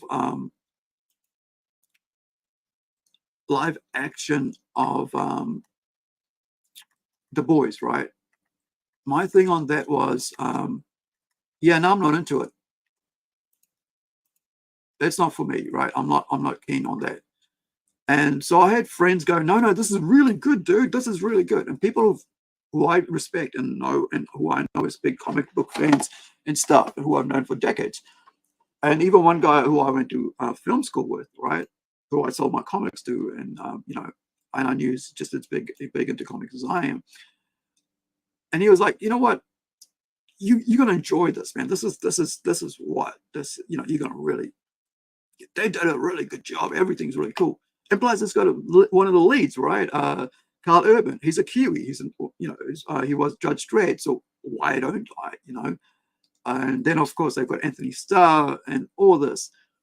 But then over time, and this is why I don't jump into like live action stuff of I'd rather watch an anime based off a manga before I watch a live action movie based off a comic book. And that's just me. Anybody can do whatever they want. That's my position, right? I would rather watch an anime but made in Japan, right, by Japanese people, based on their own, creators' mangas, than a live action comic book adaptation or book or whatever have you, right? Anytime some IP makes its way over to Hollywood, because they have their own agenda, right? They're there to promote the book, to promote their movie, their TV show. They don't care for the original work. And so, and I've met, I've talked to writers, right, comic book writers, creators who've had their work turned into adaptations, and so they see the adaptation as its complete own thing. It's not the original work. It's its own complete own thing, right? The one person I talked to said, "This is my work. This is their work. This is what I do. This is what they do." There's a separation, and so after that conversation, I really understood that there is no sort of like a togetherness between the live action and and the comic book, the original work. Between the two shall never meet. That's why you see 16 years of like lack of promotion of any comic books, even though all those characters that Marvel put out, you know, show when they put the Marvel logo in, it goes all these flipping of these comic book characters. There's no mention of like later on, okay, or even if there is, it's very small, right? And so this is so here's what I think, right? So when this came out, I was like, I'm not down. And I had, like I said, I had several friends of my New Zealand friends who said, get behind this, you'll really enjoy it. And they were like talking this up and everything. I was like, but here's the thing, I really love The Boys, right? The comic book.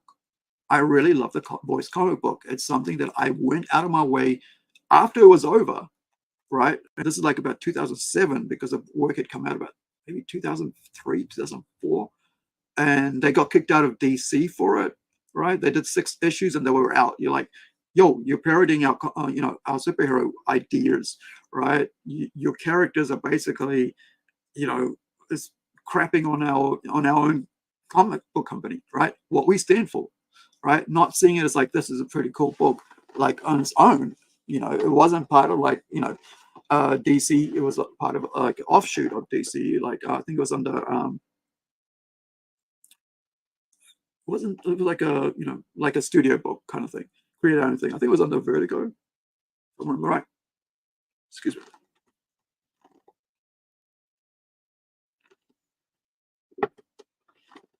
So the thing was like so they got kicked out, right? After about 6 issues, after 4 issues, they were like, yeah, we don't, I think this isn't going to work for us. So they went over Dynamite. And so about 2007, when I returned from my, 3.5 years at the bottom of New Zealand doing, spent, half a year working. And then the next 3 years, I went and did my film school while working two part-time jobs. I worked as a painter, right? Interior and exterior painter of buildings, and also wallpapering. You never wallpapered before, right? Got showed how to and then did it. Um, Not only that, worked as a towel salesperson because that's what I spent prior to going there for 3 years. And worked as a warehouse person, and then also worked as a bistro chef, right? Cook, order up, cook it, pass it on. So I did 2 jobs with, I guess, on and off 3 different jobs over those 3.5 years while I studied. And so when I came back around about 2007, I went to a shop that was called Gotham Comics here in New Zealand. Right, it was another like way over from. It took about half an hour to 45 minutes to drive from where we lived at that time in the city of Auckland. And so I went over and talked to the person. His name's Jeremy. He's the manager of the store. And so and I said, I'm looking for comics. And said, well, what are you looking for? It's like, well, I'm into Alan Moore, Garth Ennis, Warren Ellis, more mature stuff. I don't want the same old, stuff. And he said, well, have you heard of The Boys? I said, no, I haven't. It's like, well, they've just released this, I've got a free #1, which is like a free, like $1 comic, whatever, 99-cent comic. I said, look, take this home for free, right? You don't have to buy it. Try it out and let me know what you think. And this is why I do the digital thing, right? Hey, here's $2.99 or here's $1. Try out our comic and see if you like it. Because I know that if my work is good enough, you will return, right? Maybe not right away, maybe later, or maybe, remember sometime, go, oh, yeah, that's right, I read that. And I was like, oh, right, it's out now, and you go back. So I took it home and I read it because I'd already bought like another pile of books that, from him. And then I just got that. Took it home and go, wow, this is great. I rang up and go, hey, man, get me everything you can get me on this. Right. So for the next, I guess, like 2 years, I just, he got, yeah, I got this one's in now. Yeah, Becca's, you found that one. Yeah, got that. And then, like, later on, I found Derek Robertson, who's the artist on that, right? And I hold up this sometimes. I don't know if I did that last time, but I said, this is his artwork here that's been made into a cold cast sculpture of his character. I mean, the one that he worked with Warren Ellis on, right, called Transmetropolitan, and this is inspired of Jerusalem, one of my favorite characters in a non-superhero setting. He's a journalist, and I've been a radio DJ and journalism has been part of the other things I've done over the years, interviews and stuff like that. I do that even now, right, with the stuff we do with the Plungecast. And so I said, look, if you ever come to New Zealand, I'll rock on up and I'll get, I'll bring all my boys and any other thing I've got of yours, which is like Transmat, and please sign it for me. So, yeah, man. So I went up with like one of those kind of like a shoebox type thing, but not really, but those printer paper boxes, right? So like friggin', and just dumped, I said, hey man, remember me? He goes, yeah, man. Like, yep. So we, he's sitting there drawing it. I threw a couple remarks like, I think I didn't hold up long enough. He kind of did stuff like this. It's only one in the world, right? One of a one, right? And then he also did another a sketch of Huey on the hardcover volume 1, which of The Boys, right? The first 6-issue hardcover, and he did a thing in the front, sketched it. Only one in the world, right? And so, like, and he was sitting there for about half an hour, just signing away, and we're just talking and stuff, and it was just great, right? And so, however, right, when the TV show, like I said, when the TV show came, I was like, yeah, I'm not into this, man. I'm like, I just don't want this ruined for me because I really love this comic book and I've seen everything else that they've done. Like basically, you look at what happened to Watchmen, right? You know, and with the TV series, and I'm like, yeah, I just don't, you know. And everybody's saying this is the bee's knees, man. This is the best thing. It's like, I'm like, no, I just don't want what I have come to love get tainted by Hollywood, get tainted by people putting their own political stances on it, not letting the characters be themselves, you know, and what they're supposed to be. So you got people like, they're bringing in like real world politics into it, and so you get stuff like this, right? Like you get stuff here where, you know, let's go through this, right? So what you get here is this. The boys crossed the line. It wasn't hilarious at all, right? This is by Eric King, senior contributor, right? I write about TV shows, movies, video games, entertainment, and culture, right? It's from Forbes, legit, right? This is one of the biggest names out there when it comes to media, and legit media, not like, what have you, shill stuff. So here goes. Like this is updated like 2 days ago, right? Was it last month? No, 3 days ago, I think. Is that what it is? And Nathaniel, if you're still watching, do you guys is that the month here and then you guys do the date? Because we go month and then date. So if it's the month and date, then this is a 6, which is about 3 days ago. So for me anyway. So The Boys have always been a show determined to shock and disgust its audience, right? And this is the thing, right? The comic book wasn't there to shock and disgust. The comic book was basically there to show you what would happen if heroes had absolute power. That was it. Like if you had like a superhero who could do anything, why would they stop at not doing anything? Right? Who would be there to stop them from doing anything they wanted? Because who the hell is gonna, if a guy cannot be brought down by a missile, how do you bring him down?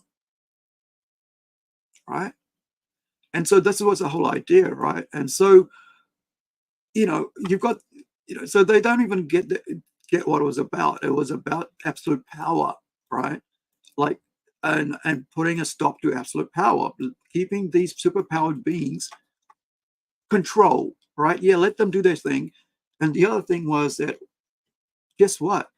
These superpowered beings who are held up as the heroes of the world are despicable human beings because they have the power to do whatever the hell they want. They do whatever they want. And this is why I felt like The Boys was such an amazing, story, right? Because it was about real heroes and about real villains who are seen as heroes, who are portrayed as heroes. So the boys are made up of, Huey, and it's been a while since I read it, right? And and Frenchie and the girl and so on, and of course Carl Urban's character, right, Butcher. And it's a serious book with serious topics, right? Deals with a lot of stuff, and it's like this is why, and not what DC was wanting to talk about, right? And this is why I like reading Garthen's works, because he really gets in there, right? And into what, he doesn't shy away from stuff. And not only that, he's apolitical. If you read his work, he's not trying to say this and this side or that side, left or right. He's just telling you the story of the characters, right? And then that's what makes it really cool about The Boys, which is why I like The Boys so much. I've probably got every single issue. Maybe the last couple mini series I don't have, but I've read them all. Apart from probably the last one they put out when this show came out, I was like, yeah, I don't want to touch anything after to do painted by the show, right? So there you go. The Boys have been a show determined to shock and disgust its audience, the TV show, right? So it's no wonder that they keep pushing the proverbial envelope. I'm no prude, but I'm often plenty grossed out by the show, though in the past that's mostly been a good kind of grossed out. It's been funny for the most part, though, and this is the writer talking, Eric Kane. Kane. It's been funny for the most part, though. Early on in the series, Starlight, Erin Moriarty is sexually assaulted by the superhero of the deep, right? Chase Crawford.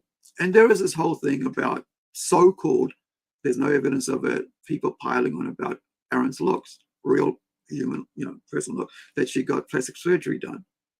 And there's nothing that I have seen of actual people, because they never showed the receipts. They just say that it happened. Show the receipts, right?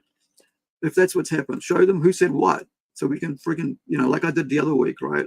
Actually, I wasn't punch cards. Somebody was being racist on a post I made. It had nothing to do with race. And so I showed, there's the receipts. Showed it to my friend. I put it on Facebook. This, that, there. Bring the receipts, right? So people can make up their own mind. I didn't, yeah. Anyway, so that was quite sad, right? And then she went and got a whole lot of plastic surgery done, messed herself up. And this is the other side of that, right? Like, Hollywood really distorts reality a lot, to the sense where people, their own minds get distorted by what they're part of. And we see this all the time. And I don't need to go into that. Okay. So that scene, so she got aped, assaulted by that dude, and that's in the book, but it isn't, it's a part of the story, and it's in the comics and it's part of the story, and about how it showcases the despicableness of these so-called superheroes who are, who are lauded as heroes. I mean, superpowered beings who are lauded heroes in this world, because they're all, backed by a multi, friggin' company, right? Who creates these these power pills, whatever you want to call them. Void, right? And by the way, all I'm saying here is I haven't read the comic for probably maybe half a decade. So it's just off whatever I can remember, right? But like I said, it's one of my favorite comic book series. It's like about 75 issues plus, and I think I have every single one, plus mini issues as well. And most of them, half of them are signed, because that's what I had at the time, right? This is like about 2013, maybe 2014, when Derek came to New Zealand. Okay, so that scene was deeply disturbing, and it was supposed to be. Exactly, it was supposed to showcase that. And here's the thing about this: sometimes live action, you don't really have to show it. You can, you can kind of allude to it, and people get it. And because, and I'm like the same way when it comes to horror, right? Your brain, we're very mature, right? Audiences, like, we've been, our whole life's been around about media, right? TV, movies, stuff like that, stories. So we're not dumb anymore, right? To what stuff, and so our brains can work out what's going on without having to see it. That's why I like music, right? Oh, it's doom, doom, doom, and something's bad about to happen without even seeing anything on the on the screen, because our brain already knows that's what that's there for, letting you know something bad could happen. Oh, might be about to happen. So it was a tough scene, but it was there for a reason. Here for the reason, right? Starlight got her first glimpse at how vile the Seven truly are, right? Were, though not the last. Soon she realized that even the Golden Boy Homelander, Anthony Starr, also a Kiwi, right, was a villain, right? The hero, the main guy, Homelander, right, which is basically based off Superman, right? And I mean, that sort of superhero character and stuff. Because later on, you see there's like X-Men's involved in this, and Professor Xavier's in part of this as well. And if which is probably what they're going to allude to later on. I don't know if they're going to actually go there or not, because this the boys take shots at everything. This is why I said it was, it's this book is so good, because the comic book is so good because it takes shots at everything.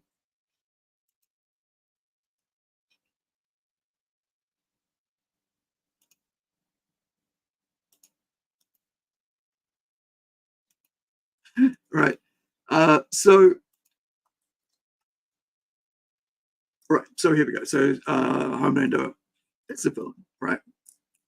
And it's not the superhero everybody thinks, and not the hero everybody thinks. I think I should try to keep that two things. There's superpowered, and then there's hero. And so Homelander is not a hero; he is a superpowered being who is a friggin' villain because he's got absolute power to do absolute anything he wants, and which is the reason why the boys come to be, because the feds realize that, hey, we need control of these guys, otherwise we'll be outmatched by them, and they could do whatever they want. They could turn this into a dictatorship. They could, they could bring all their friends around, which is what heroism was on, where this is all about, and do whatever they want, and nobody could stop them. And that's the whole point of that, right? Absolute power controls. I mean, absolute power corrupts. Absolutely. So in this week's episode of The Boys, and like I said, I don't watch this, and I never will, because I have the comic books. And when it comes to The Boys, I'm a purist, right? I even sometimes I've thought, okay, all right, okay, you guys are saying I might just watch it, and then I'm like, next thing you know, there's another list comes up and another thing comes up. I'm like, yeah, no, I just don't. I think I was right to stay the hell away from this thing and not have my brain fried, by whatever they think they want to do with this. So in this week's episode, The Boys, however, things are taken too far and not in a good way. There's a shock value, and then there's shock value, right? This is what I mean. Like that, you don't have to. The reason there's checks, like there should be checks and balances things in the sense like when it comes, even like me, right? As a writer, as a creator, even I have to go, yeah, we're not going to put that in this book. I mean, I put out a single panel this big, out of a whole page of this big, a single panel out because I thought, yeah, I don't think that's where we want to go with this book. That was it. Because I was like, oh, but you're censoring yourself. No. There's an audience that I want to reach with this book. And that's the audience that I want to enjoy this book. And that's the audience I want to cater to this with this book. And plus, it doesn't deserve to be there. There's no reason for it to be there. It's just like shock value, And I don't want to give that shock value. It looked all right on paper when I was writing it. But when it actually came to seeing it, I was like, oh, shit, I don't want to see that. And that's the thing, right? Sometimes you just go, yeah.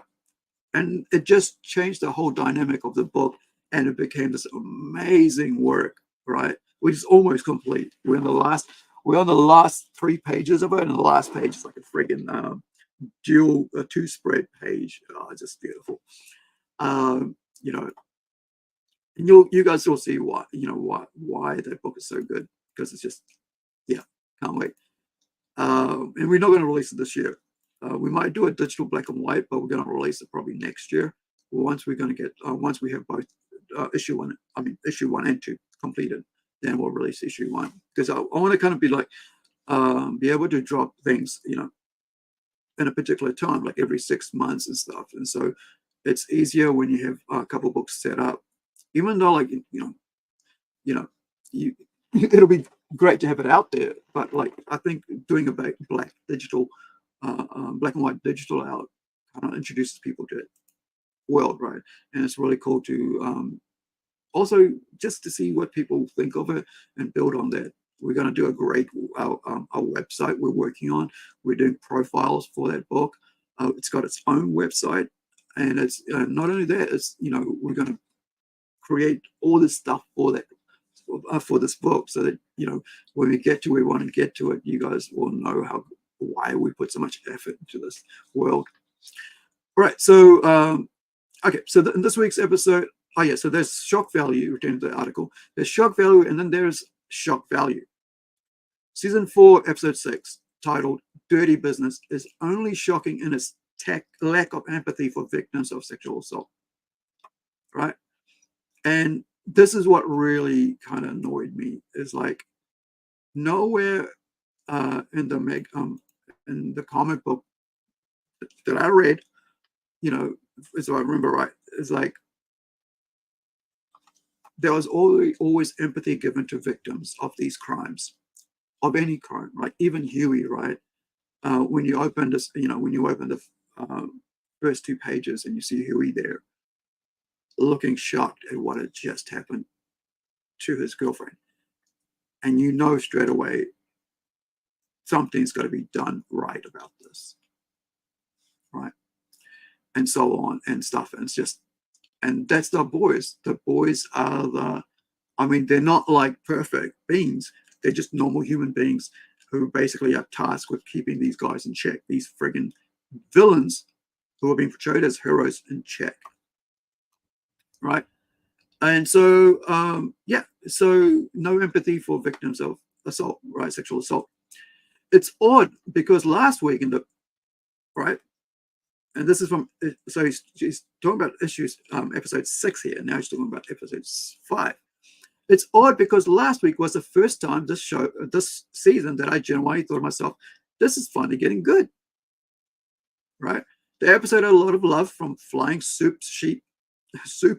sheep to a hilarious parody of Disney's Marvel Cinematic Universe, Get Woke, Get Yoked.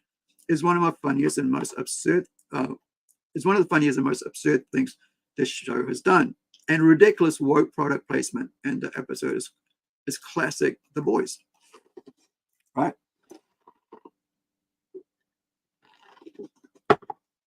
So imagine the guy doing a video, right? The Boys season 4 is finally getting good. To, where is it? Lack of empathy for victims of sexual abuse, sexual assault, whatever, happens. But it all came crashing down in episode 6 when Huey learns the saying, never meet your heroes the hard way, the same way that Starlight did back in season 1. This time, however, the assault is tackled with all the nuance of a freight train crashing into a brick wall, which is what, I think they're alluding back to the comic book and probably episode 1 or whatever it was. They, like I said, I don't watch The Boys because I know the comic book, but in the comic book, it says like L train or A train, whoever it is, like it smashes, rushing past, and like basically his girlfriend gets smashed into the wall, right? And so, and here's the thing about like Hollywood, it finds joy in male assault victims, yet they're like, we must speak for the victims of female assault, which is 100% I'm on board with. But the duality, the hypocrisy when it comes to male victims, they just laugh it off. Look at all the times in like in comic book movies, right? Whatever you want to have it. How many times guys get kicked in the balls? It's done for humor, right?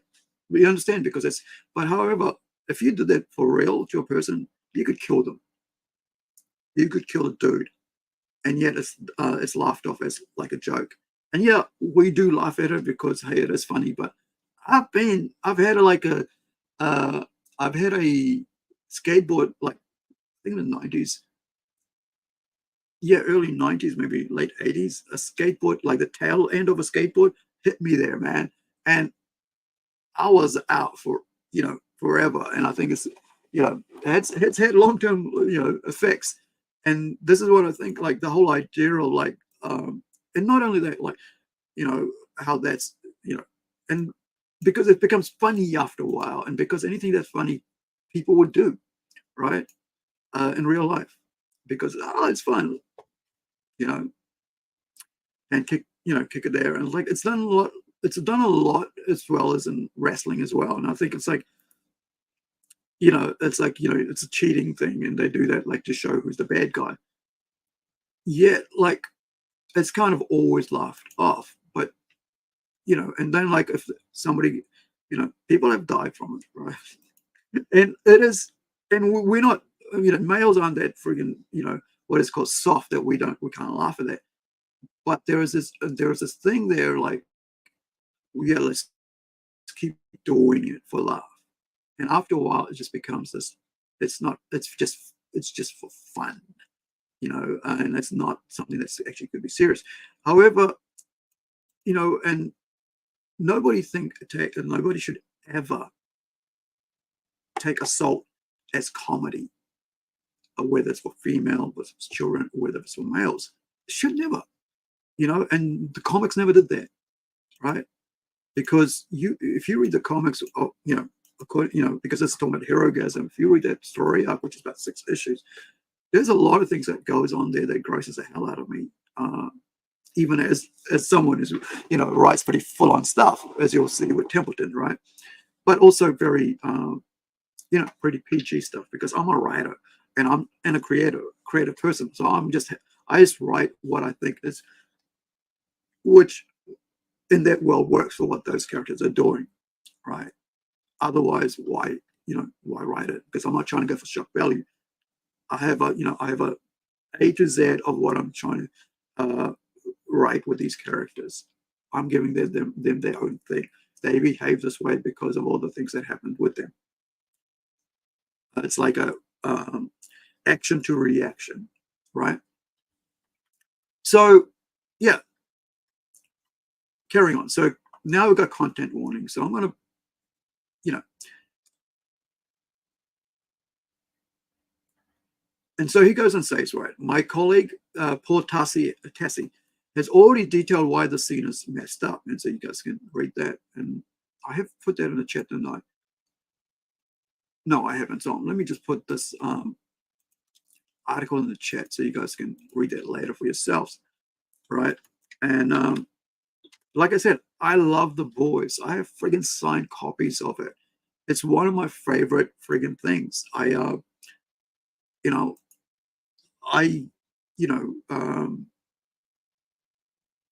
I've hardcovers. I've got signatures done. I've gone out of my way and paid $30 for a copy, right? In private sales, I paid $60 or something for a hardcover, right? Stuff like that. So this isn't something that I just am saying this just because it's just a topic that's come up, or it's good for whatever viewers, whatever. No, I love the Voice comic book series, right? It's done in a really the stories are told in a very, very good way. I encourage you to read the comic book before watching this trash, right? Live action, whatever it is. And that's my view, right? Because I always thought whatever they were going to do, it was always going to be messed up and not going to be for the comic books. That's why I stayed away from it right from the get-go, even though, like I was saying, all my friends were saying who are comic readers, not just TV viewers, but actual comic book fans and readers were saying, read this.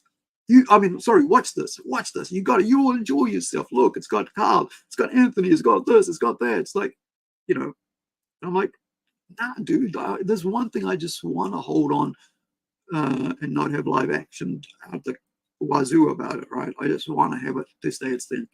And like I said, I'm just so glad I did, and because anytime, anytime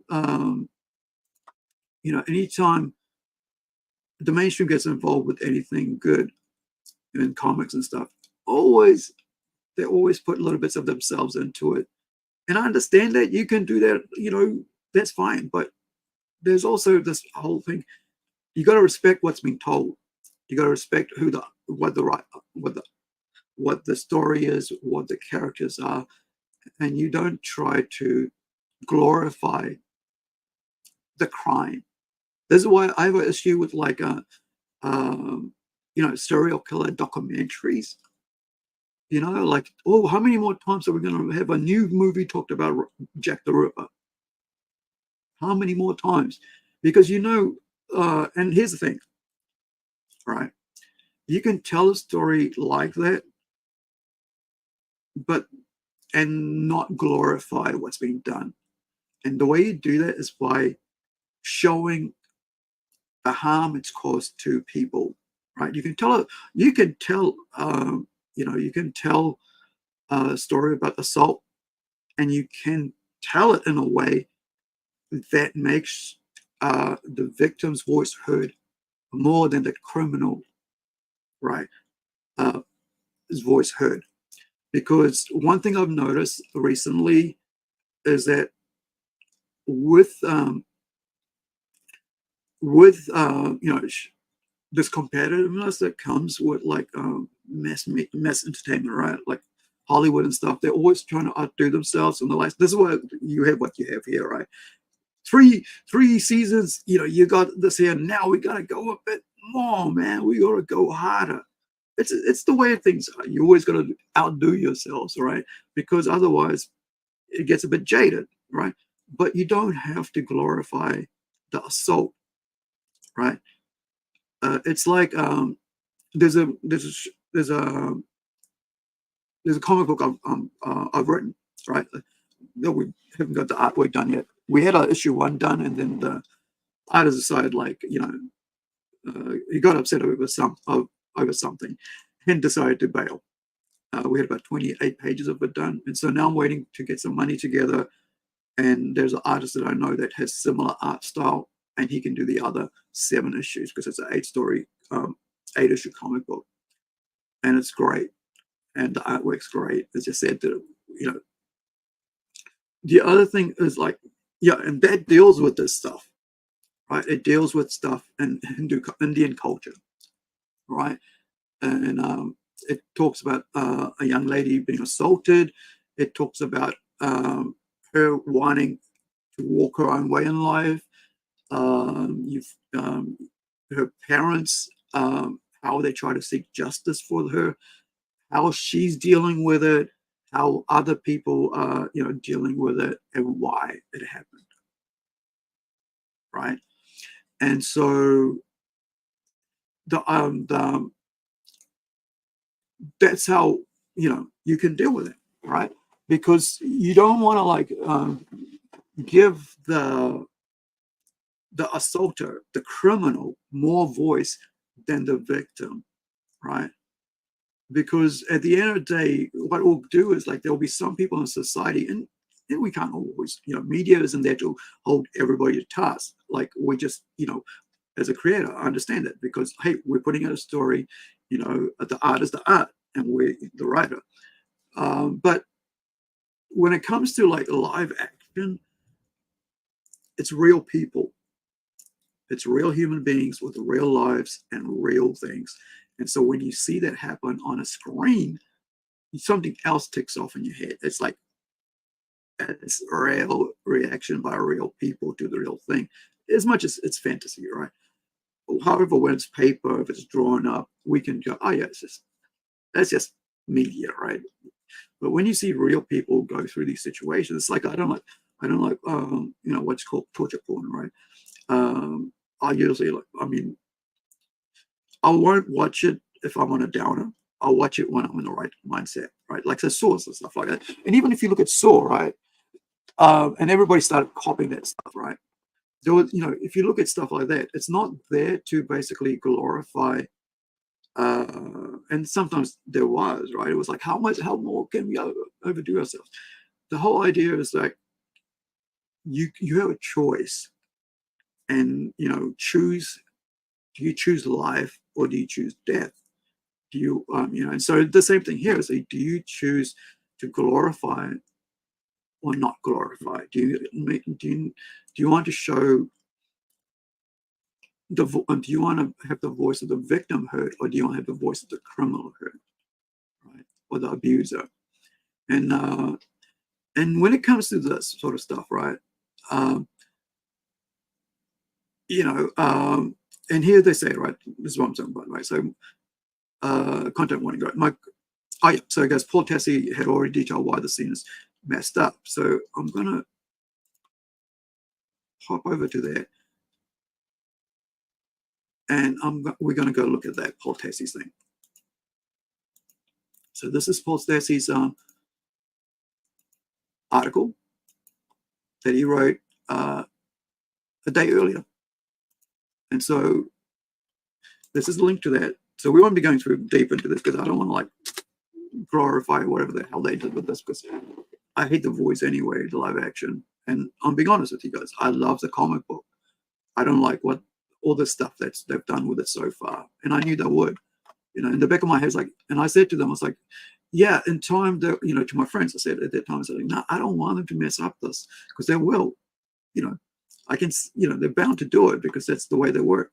So, he goes, season 4, right? So he goes, the voice is nearly over and things are starting to go a bit off the rails. And this is Paul Tassi, senior contributor, games, television, movies, right? What is this?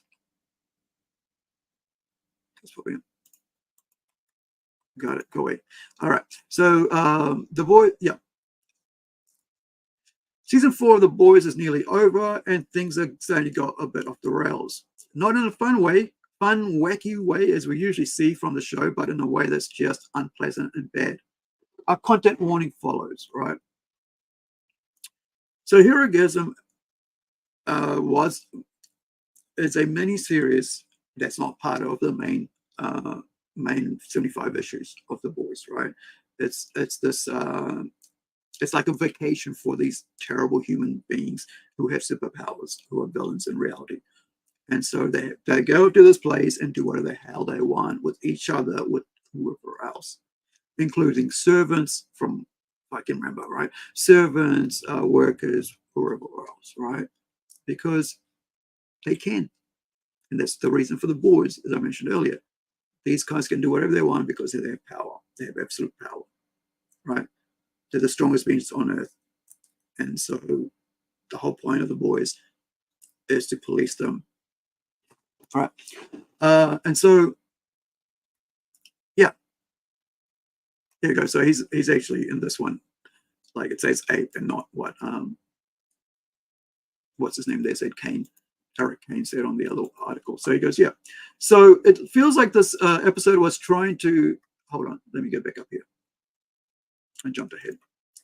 A content warning follows, right? This week's episode, Dirty Business, has a group infiltrating an alt-right meetup where a coup of the government is plotted, led by Homelander and Victoria Newman. Isn't it she from Voight? And in this evening, we get two of the worst aspects of the show this season. It's ham-handed political commentary. A Republican quotes almost verbatim Todd Atkins' famous legitimate ape decoration. It's weird. He left that there, but then he changes it here. Okay, because I guess it's a quote, right? Infamous, yeah. And also, The Boys trying to outdo itself, not by better storylines or character moments, but by just being gross. But in a way that doesn't really work at all. It feels like this episode was trying to ape the infamous, ape, I see what it means, like, same as, right? What is it called?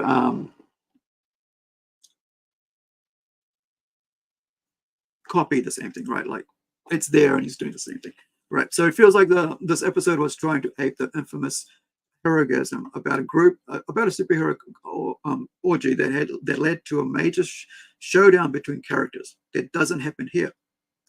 And a large chunk of the evening is mainly devoted to Huey being assaulted by being sexually tortured by Tech Knight and Ashley, right? Even, right? Where are we? Let's put that there. Here we go.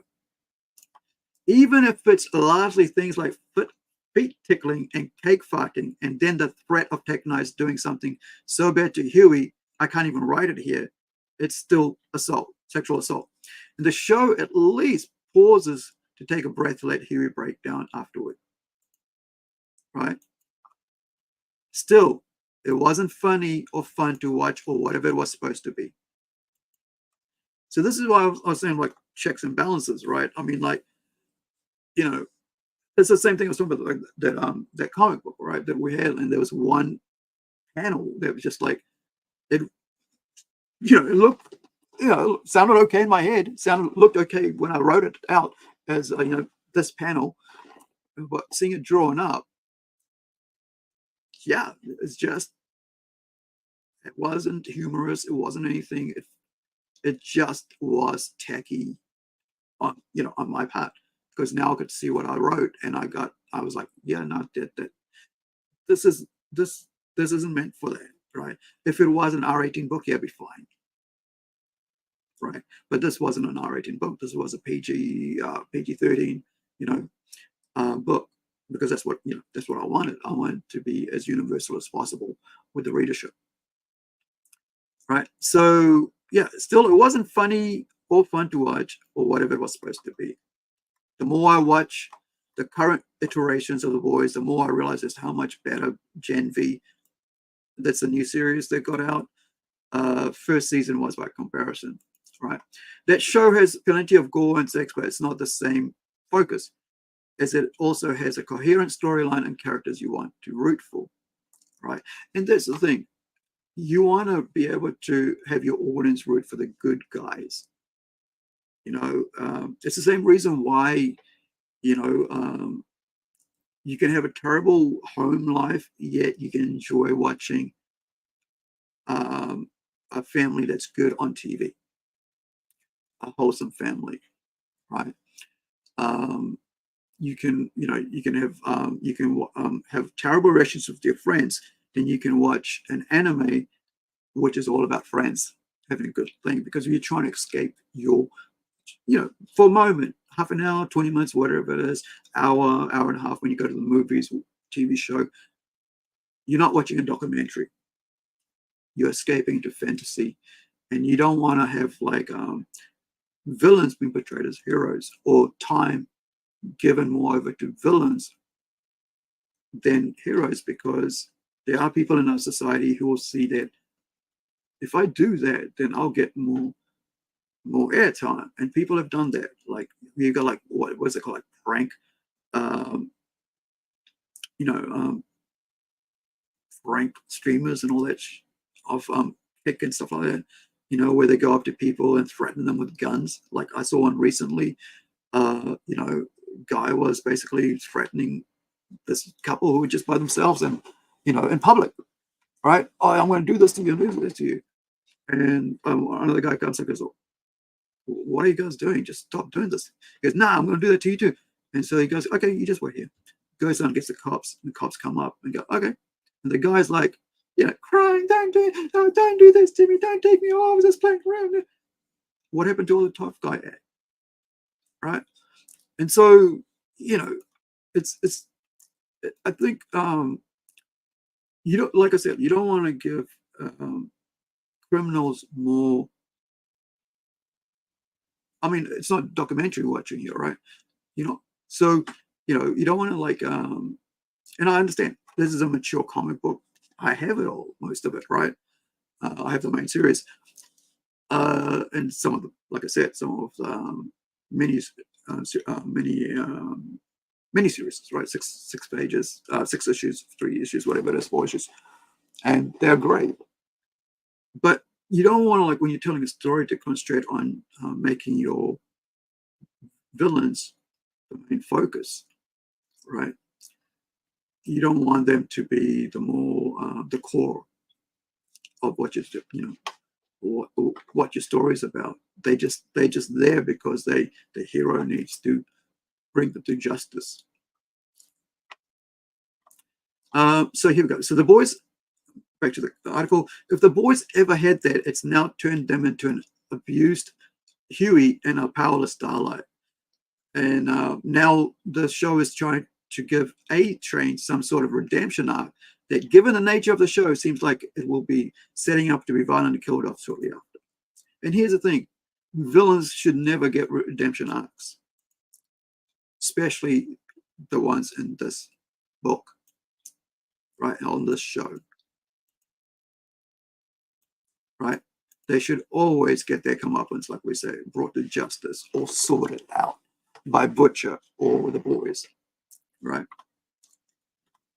So this has not been an enjoyable, he carries on, this has not been an enjoyable season. The politics have just gotten dumb, way too one-to-one parallel with real life. Who the hell wants to watch real life played out on TV in a fantasy show, right? In a way that isn't clever, even if I actually agree with those politics.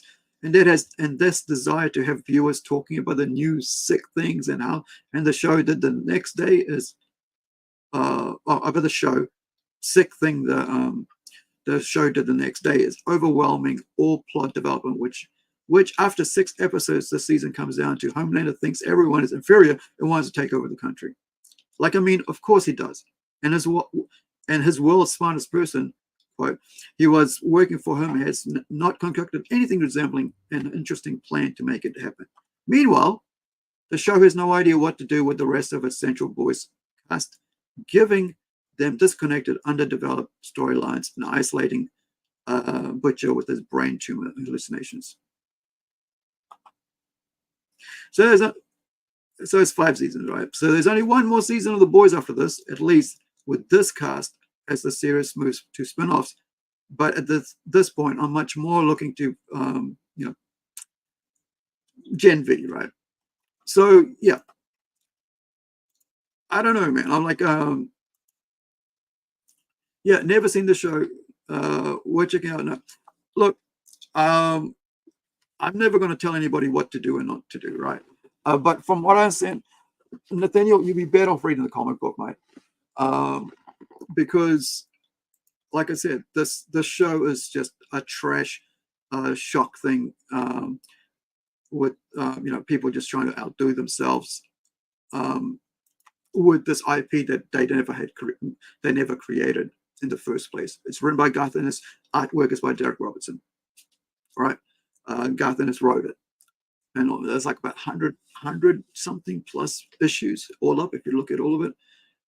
But I think The Boys is just, I mean, with what's happened here, they've really,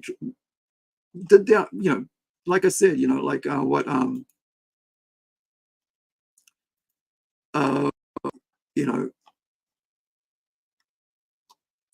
like I said, with that, the writer I talked to, and he's a famous comic book writer as well. It's not just anybody. And he had a movie made here in New Zealand based on his work. He said, look, my work is this, and this is what their work is, and therefore that and that is separate.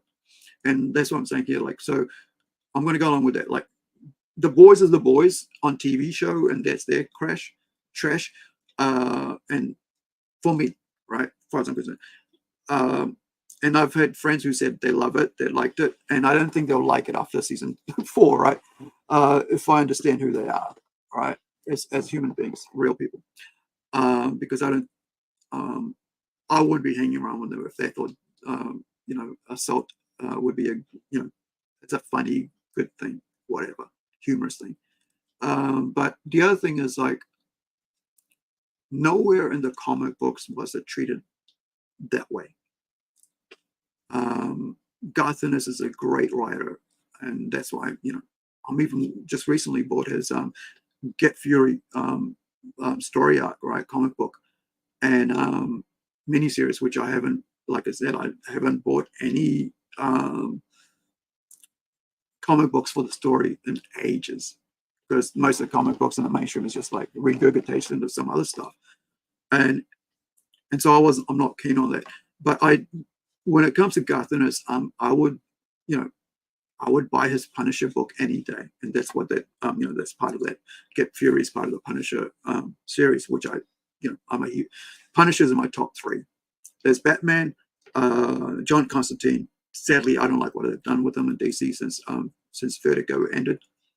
But I do, Constantine is one of my favorite characters. So Batman, Constantine, and Punisher has always been my favorite.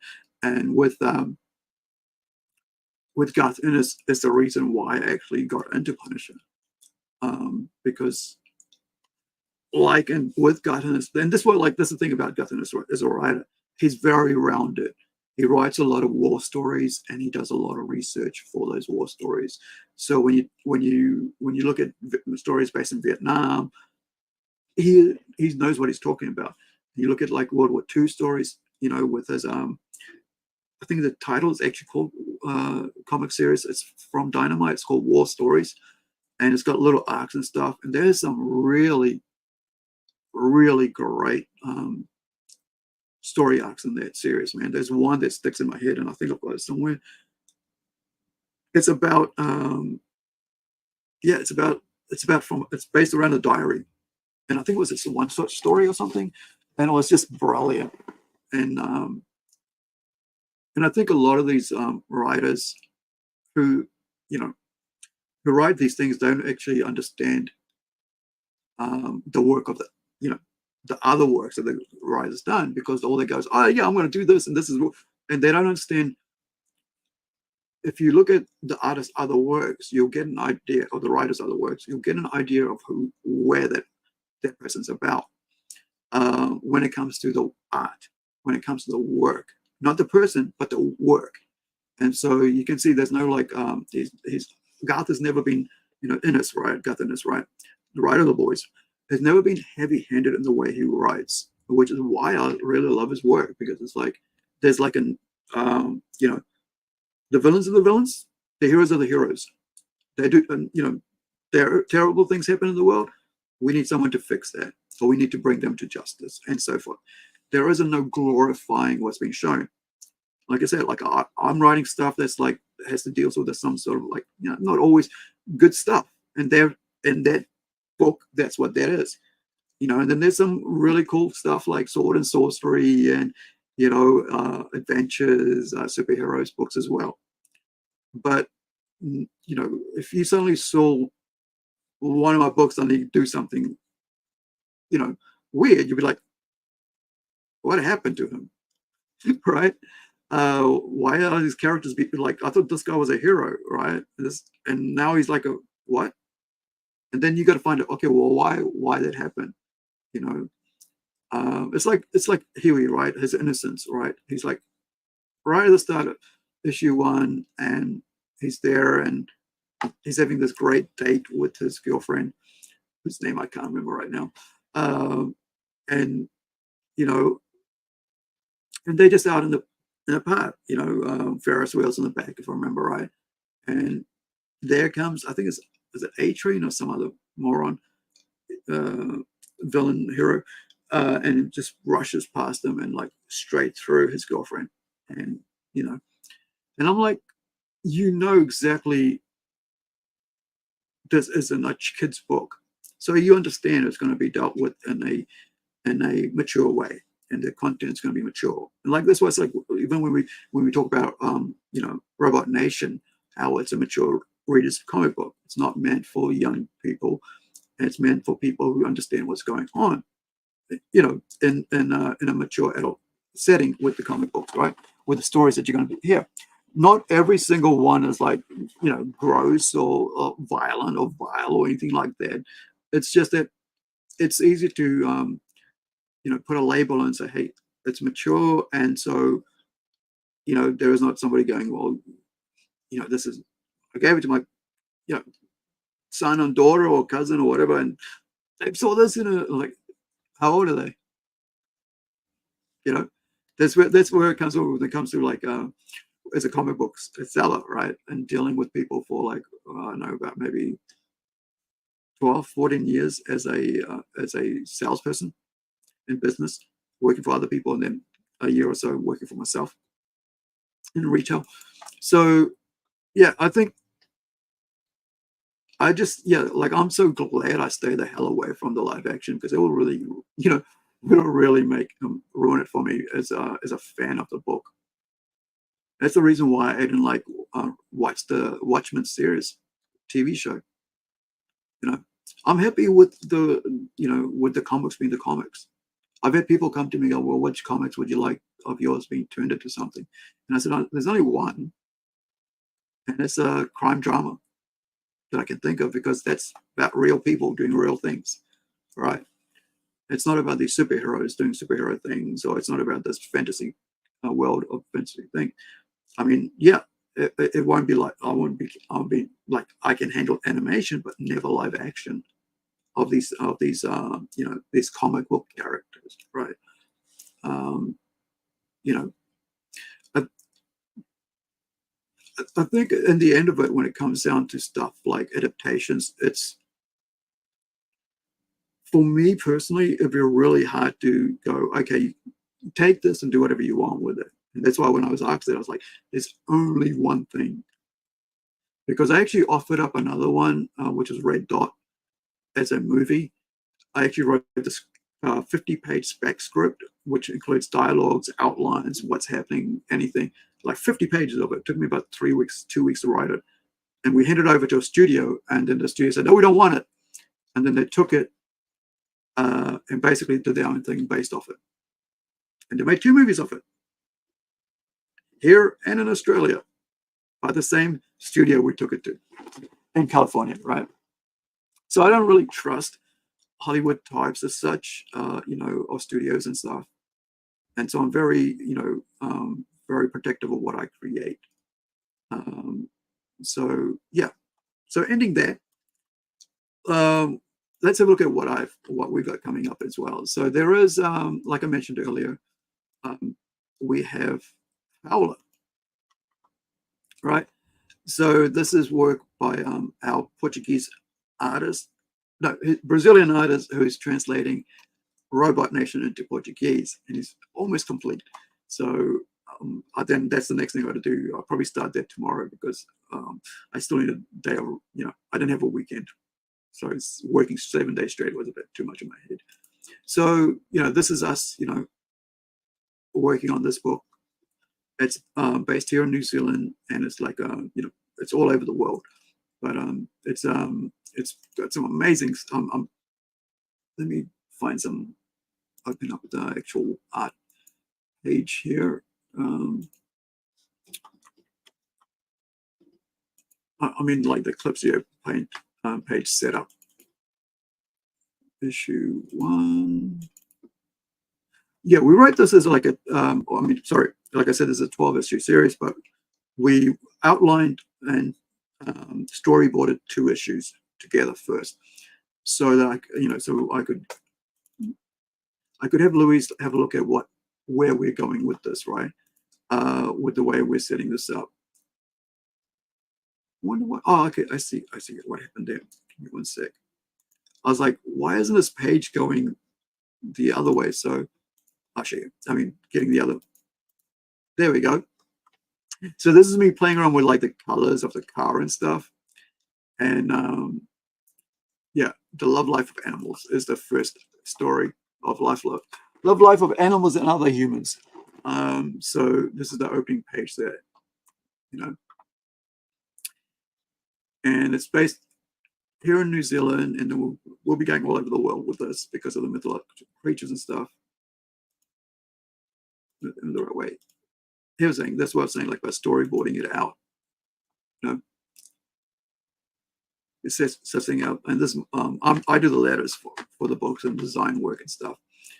And so you can see here, this is kind of this is a sci-fi. It's not sci-fi, sorry. It's a fantasy mythological horror comic book, and it's written as it's kind of like a trilogy kind of setup with 12 issues, and it's done like a movie. It's not like a standard comic book style, like bang bang bang bang bang bang, like action action action. It's done like a I've got 12 issues I've got to tell the story by, introduce a whole lot of different characters, introduce the relationships that are happening, and look at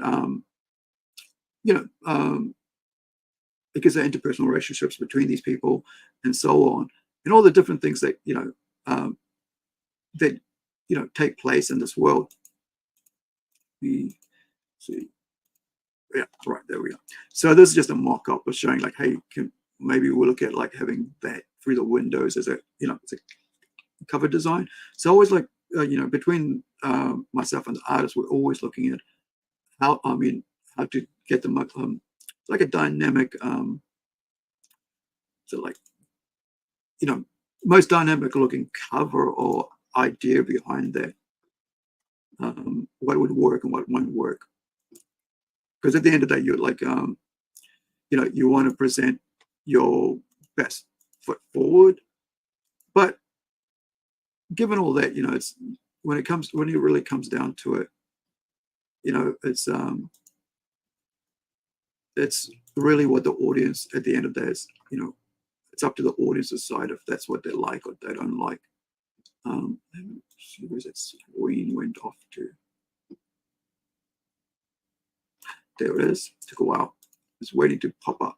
So, as I was saying, right, so this is I think we've got more pages than this, but this is what we've worked out, like setting up. it's showing, where are we? There we are. So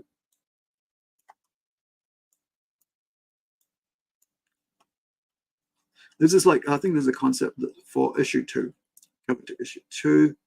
So you can see how it's all, we're setting it up here. Look at the amazing work and stuff. It's going into this. And I had to learn a lot about a friggin' Mustang, right? I'm not a car person as such, but when you're doing a, what should we say? When you're doing a story where it's, let me pop over the car, that has to do with vehicles. And one of the things about this story is that one of the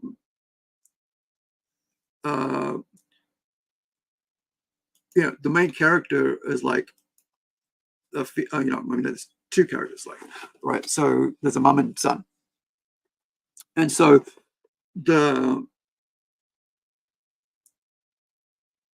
Alicia, and there's Alicia's the mother, right? And so she's basically been around for a while, so she's got cars and vehicles everywhere. So she could have, like, a car in Argentina, she could have a car in Brazil, she could have a car in Australia. And so she's a kind of like a car fanatic and or vehicle fanatic, right? So she's got to have whatever so she's got homes all around the place. And so one of the things was like, I don't know how a friggin' Mustang, never owned one. I've owned several cars, but I've never owned a Mustang. I'm not a car enthusiast. I've always been like more of a motorcyclist too. It's like a motorcycle enthusiast, right? Where I've I've had posters of Harley Davidson's, Triumphs, BSAs. Yeah, British BSAs. Yeah, British bikes, right? As a young teenager, like in my 15, 16-year-olds, right? I'm 17, posters all over the wall, like magazines. I had them all, right? Easy Rider magazines, Daytona, all that. I was huge into motorbikes at that, in my teenage years. Never been really interested in cars. Didn't even learn to drive a car until I was like about 30 or something. And even now I don't drive. But so when we're looking at this, like, it'd be cool to have a Mustang in there, or something really like a really cool muscle car type thing. And I had to learn a lot about the cars and how it all worked. And those are two things I really put a lot of research into. Mustangs, I think it was from 1968 or something, in about 78, or in that year period. I think it was a decade or half a decade where Mustangs were the big thing. Even now, like, I'm talking about like manufacturing, right? Where Mazda even started copying Mustangs. But and I have a white one there, right? So I didn't even realize that that's the car I was going to choose. But like, I ended up like collecting, right? I had already been like getting these cars and stuff, so I ended up like having I didn't even notice I had one, and next thing I'm like, oh, I got one. It's on the shelf, So there's a remote car I picked up on one of my hunts, because I'm always like buying toys and stuff wherever I see it, like in secondhand shops and stuff. So I was like, it'll be cool to figure out, how to do design a Mustang. And it's like for the story, like in the story, it's like Alicia gives her her Mustang over to I've forgotten his name. Dang it! Hold on, let me get that screen up so I can have a look at what his name is. Like I said, I'm all I've got so many comics being written. I'm like, sometimes I forget the character's name. And the other thing is, like, I have let's call it, like, sometimes the artists will go, oh, that character. What was it? Hold on, let me look at the script. Because we're working with a lot of different projects, and you're talking on emails, you're talking on Messenger, you're talking on, on Skype, and, and also on streaming, because we have meetings like on here, right? Because you can use like StreamYard to just have a meeting. You don't even have to stream, right? You can, I mean, of course, and the other thing is you can record whatever you're doing as well without actually streaming. So we have like meetings like that. Because like for the StreamYard is better for having meetings, because you can do this, right? You can have two screens open and it's bigger and stuff. And so I kind of like doing that, and that's why I pay for StreamYard rather than just doing the free thing. Where, okay, what is your Alicia, Aurelia, and dang it, it's got to be in the other one. I'm looking at this different screen to you guys. Hold on. So, what is your name? I hate it when I forget names. It's just like,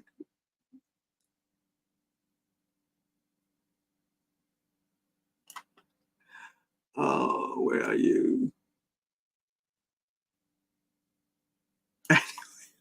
making myself look like an idiot, but I don't mind looking like an idiot. But what I was actually going to talk about is like, well, it's a mystery, right? So now you can like figure out, what's that character's name? Anyway, so one of the things I was going to mention was this, like actually doing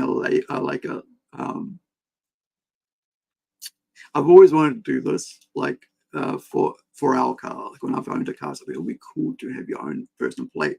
But then again, why would you want to pay $350 to do that?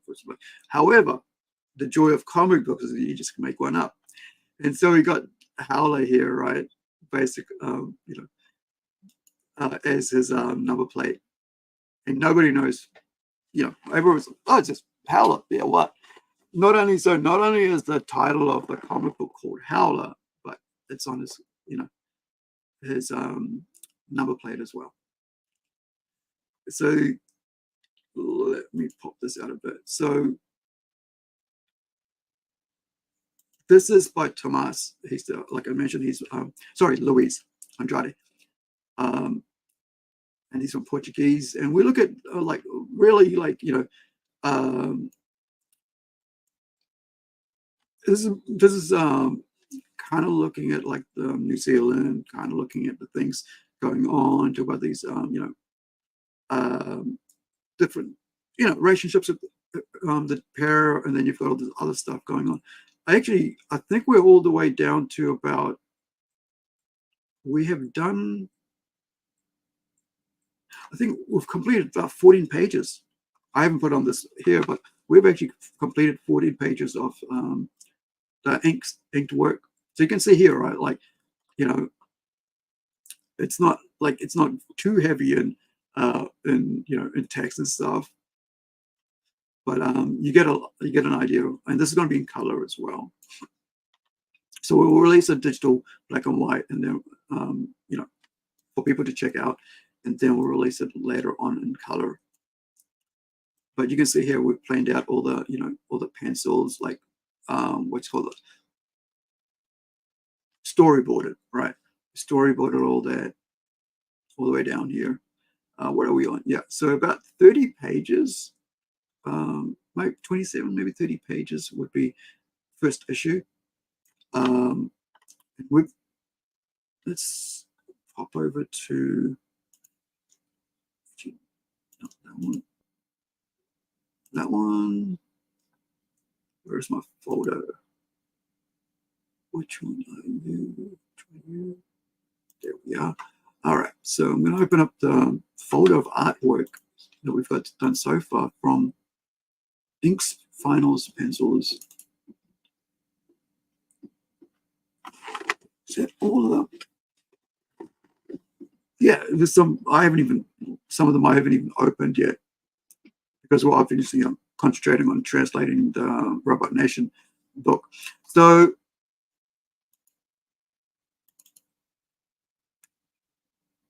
now, let me see if that's open. Yeah, is it the one? Nope, that's not the one. Hold on, why aren't you opening here? Right. Here we go. So here's some, here's some more art from the book. So you got like this is actually I had to do it, like I said, I had to do a little research because this is a place called Maritai and Maritai Beach in Auckland, New Zealand. It's actually a real place, right? And so I was looking at all the houses and stuff and working out what we wanted to do because I'd already placed worked out how it was done, but now you got to get the physical, you know, places to actually put in there so the houses look natural and the trees and stuff like you can see here. I think this is what we call a cabbage tree. Oh no, this is a date tree. Like, not date tree. It's yeah, it's kind of like a date tree, right? So you got all the little date fruit there, um, and so you've got these really cool things, and we're like looking at, it was fun designing this because I was like, I was getting like actual places with the building designs and then actually getting trees, photos of trees, photos of fences, photos of seats. And it's just, just collaging it and going, here, take this, Louise, and regurgitate it in your creative way to make it look really cool. And so you can see, uh, like here, this is a kowhai tree. There's a fruit from, like a flower from the kowhai tree. It's yellow. Then you got the fantail there. What was it, putakawa? I can't. No, purikawa is a tree. Sorry. So here's the pencils from that, the second page we saw with the inks off. And of course, the final first page. All right, here we go. So you can see here, you know, I recreated this with collages and stuff.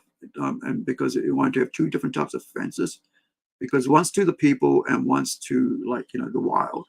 You don't want people jumping. It's really because of the story. Like, I'm not with the comic books that we create, that I work on. I want as much realism as possible. So you had like wire fence, what it's called, like kind of like a razor wire, what even call it, barbed wire fence right over here. But over here, because it's towards the people, and you don't want them getting hurt because of kids playing around, whatever, climbing up on the fence, and so on. So there was, we had to work that out and stuff. So you can see here, work going into it, and then of course that final piece for that. You can see the changes here, resizing to make sure it works, you know.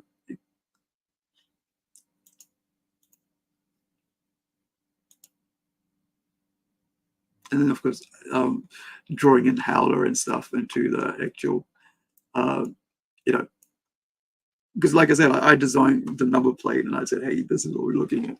And so, yeah, it's pretty cool. I'm like, the artwork on is so good. I love the black and white inking, the heavy blacks. It's kind of like, it's kind of in line with like Sin City type style, like where it's like the blacks are blacks, right? And so on. And as you can see here, like the work put into the actual, excuse me,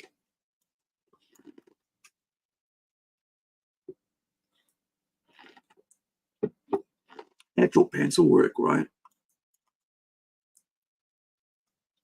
It's just amazing. And like, you know, so like I know like some like a lot of people like will go like X basically this is X basically means that's what's going to be black. But you look in he's actually gone in and like actually shaded it just so you can get an idea, and he said that's and artists, you know they're that's why I love working with artists. Like I've said this often, and I'll always say this because I'm an artist myself, and I enjoy working with artists because the amount of creativity and skill and talent they bring to this. And the other thing was I had to learn about cars. Like I said, I had to learn about a Mustang and what works and what doesn't work on the Mustang.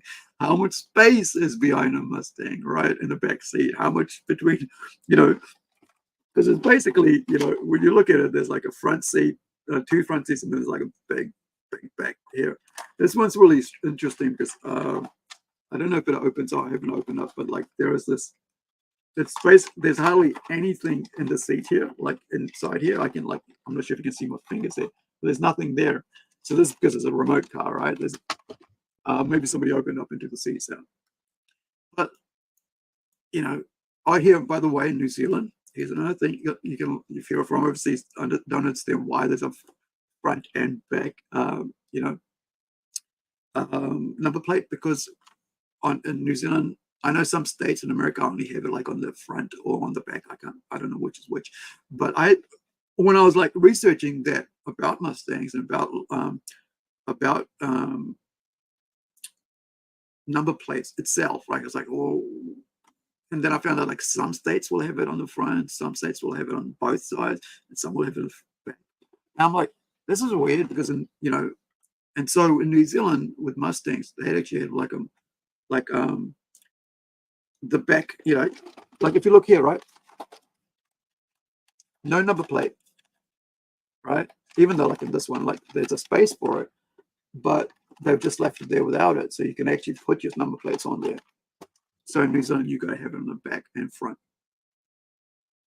But yeah, so it's interesting. And the other thing here is this is a Pahurakawa. It's what's called in New Zealand Christmas tree. So there'll be a lot of red spots here with as well on this green. So you can see it here drawn up. This is like a row res thing, so that's why it's like all washed out. And then you got the pencils. Oops.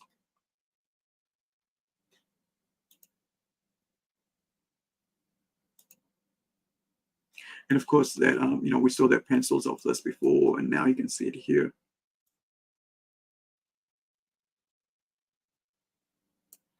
I love this. Like I was doing this, like, okay, how wide do we make this? And it's like this is the house at the beach, right? So you get this, and so that there, when you look out the windows, you're looking onto the beach, which is actually, sorry, apologies for that, popping it like that, which is here. This is Maritai Beach. This is actually a place, and this is how you can go there, and there's trees and everything like this.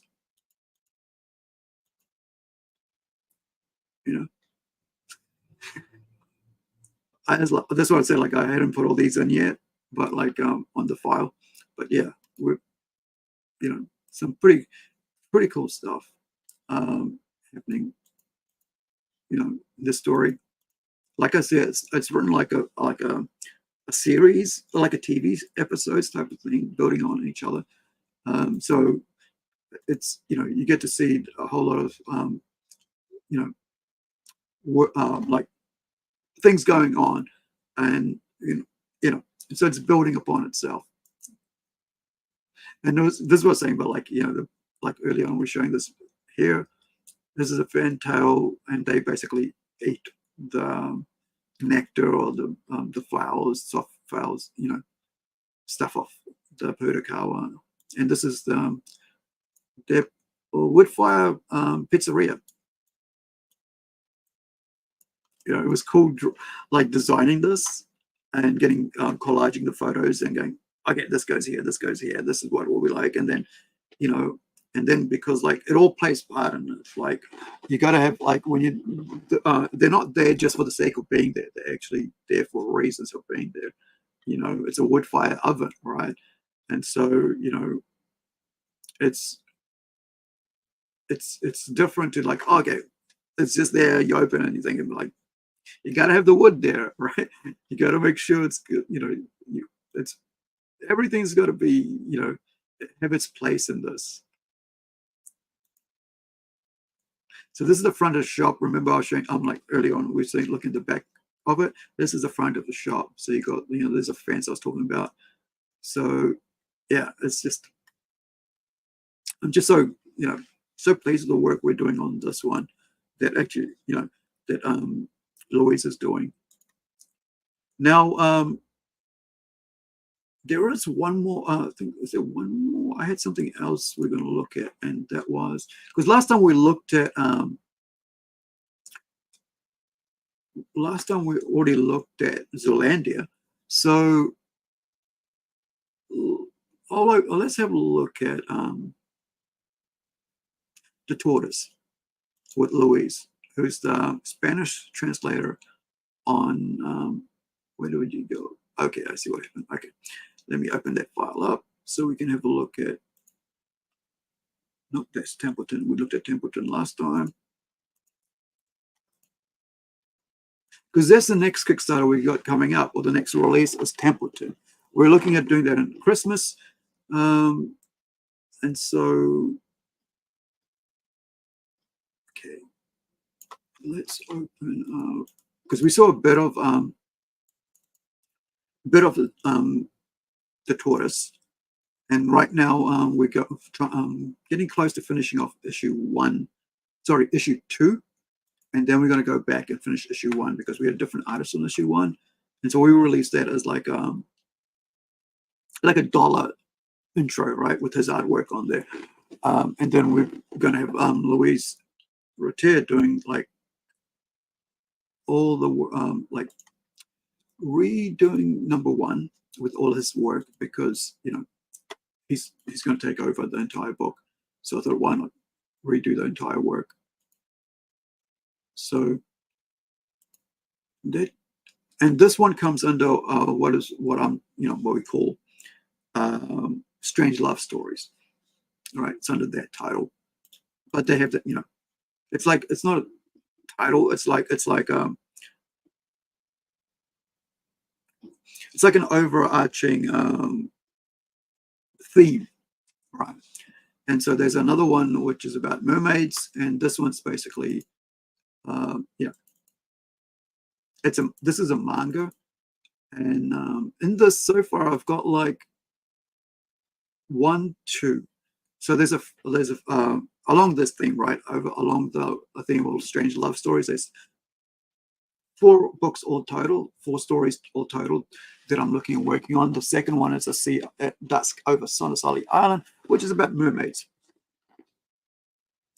and stuff like that in Fiji, because Fiji has this long history with mermaids, like the Fiji mermaid thing, right?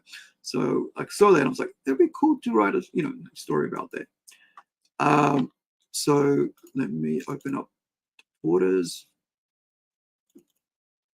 Nope, not that one. Is it? It's, there we go. And this is issue 2, and I'm showcasing Louise's work. He's just, he's gone back to, he's finished, sorry, Tomas's work. Tomas has just finished the Spanish translation of Robot Nation #1, which I'm this close to finishing. I'm on the last panel to doing all the lettering on, which is why I'm here talking about it. I mean, we talked about it earlier, right?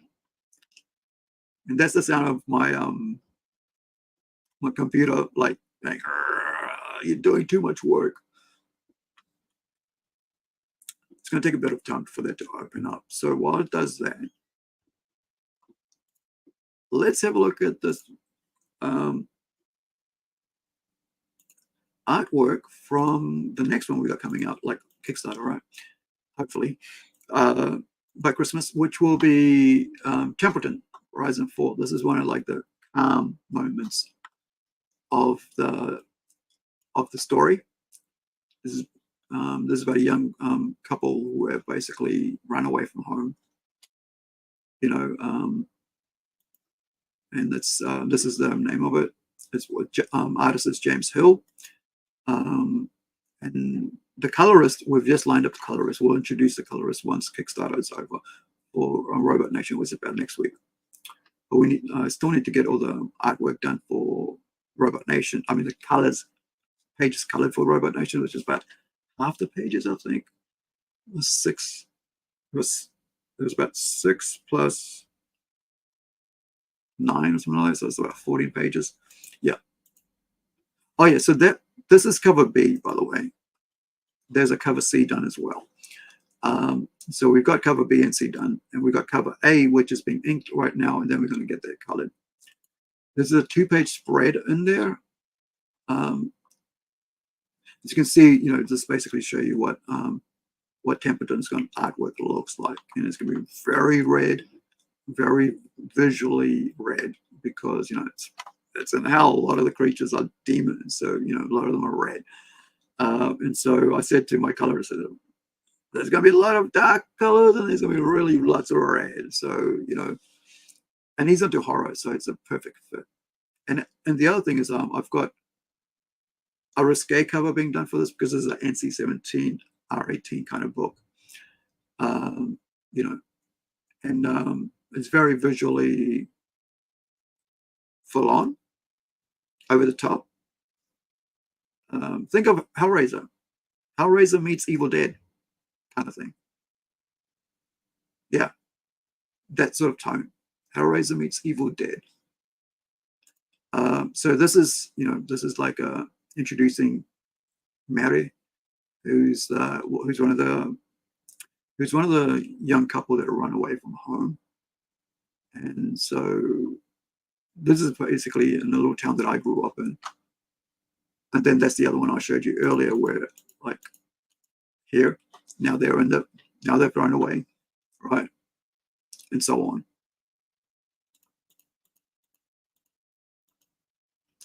All right, I think that is open. Yep. So let's go have a look at the tortoise. So the tortoise,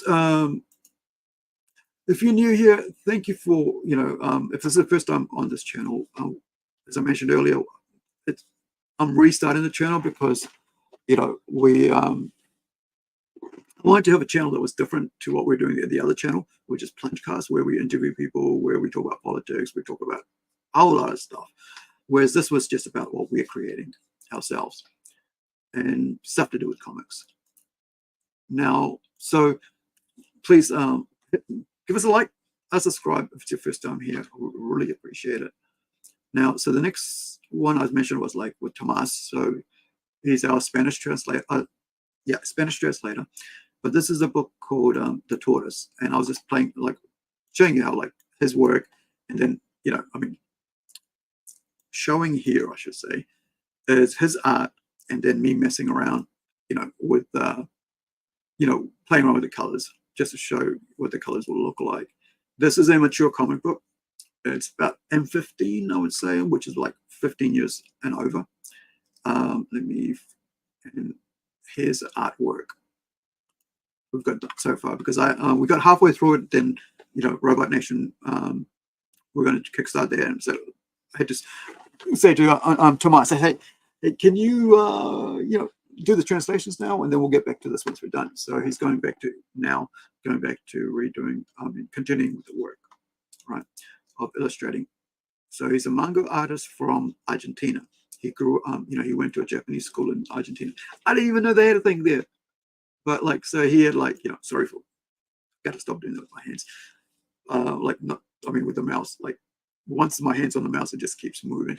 Okay, so you can see his amazing work. Like I've done the lettering and stuff, and he's just really great. I like working with him. So this is the one I was showing way earlier about how I cut this out. I asked them to redo this panel because I wanted to see these people walking, because we didn't have them walking to a place. And then you got the villagers. So the story basically is about Amber and her girlfriend Kirsten, and they go on an overseas trip, and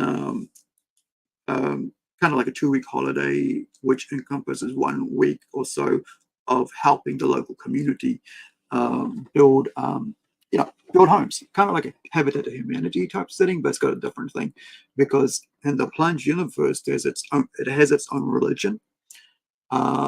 It's called something Polyhedron, Temple of the Polyhedron. Is that the thing? That's a religion that's there. So in Ember and Kirsten, they aren't religious, but they want to do, they decide it's a good cause. Let's go build, go spend a couple of days doing that, and then we'll go do what we want to do. And so what they want to do, and we find this out, issue 1 and so on, find out what they want to do is they want to go visit this tribe she's heard so much about, and she's researched and looked into, because they have a peculiar thing about them. So So this is kind of in the vein, and I didn't really think it was that way, but um, this is in the vein, and this was written about maybe 3 years ago.